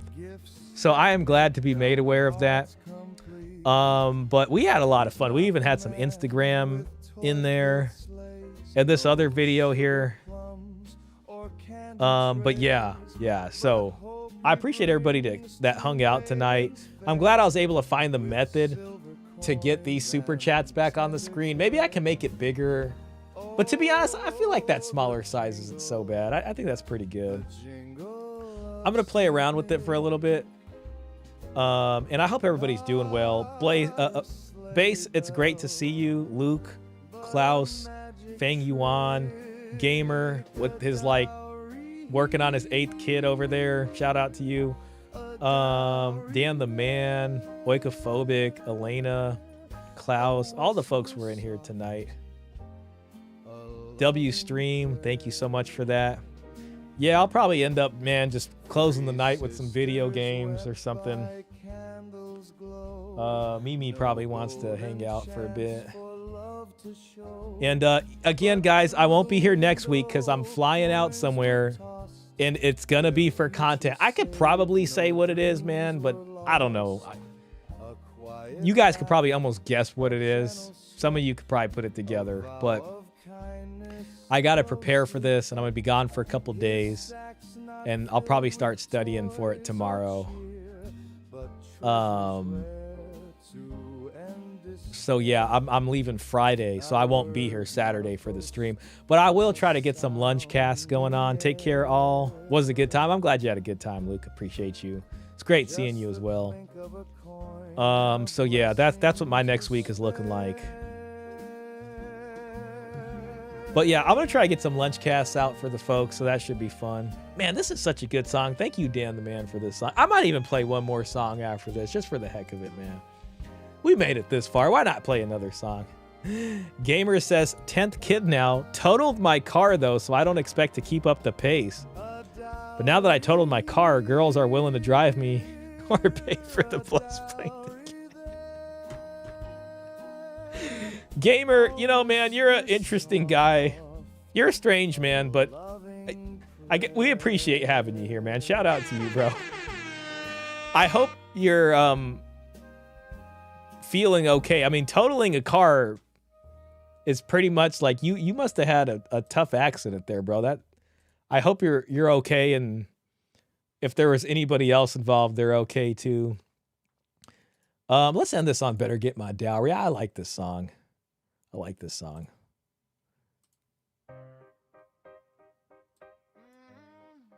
Oh wait, no. I want the remix. No, I want the remix, man. We got to get the remix going on. The radio edit. Yeah, this is the one I like. All right, here goes. Shout out to I think Mr. Pitt might have made this. I could be wrong. Shout out to whoever made this. Thank you very much, Shah. Good luck on your trip. I appreciate that, Reaper. I hope I have some good. Yeah, I'm gonna do my best. But you know what? The best ain't good enough. It's gonna be good.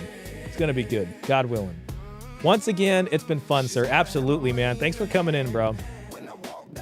Have a peaceful and quiet evening, everybody. Have a peaceful and quiet evening, everybody. Game on. Thank you, Klaus, man. I appreciate that. Base says, I wonder what you'll be out there doing. I can't wait to see the next collab you got. They're always great. Man, and I do think of you. I know I gotta follow up with you and do something with you too, Base. When we're gonna make sure it happens. Thank you, man. I appreciate that. Hope you have a fantastic rest of your weekend as well, Base. I got my eye out looking for the next video. It was Mad Villainy. Oh, thank you, Luke. Yeah, shout out to Mad Villainy, man. This is another Gold Pill classic right here. My dowry.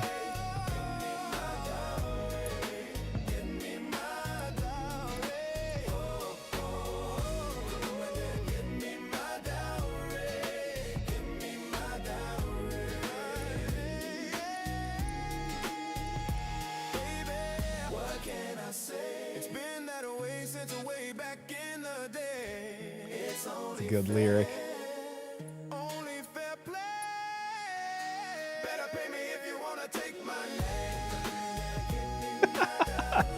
This song's too good. Mad Villainy, you're a legend.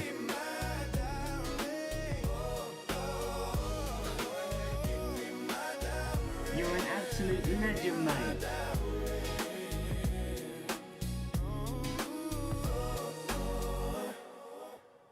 All right. All right, legends. All right. Take it easy. Have a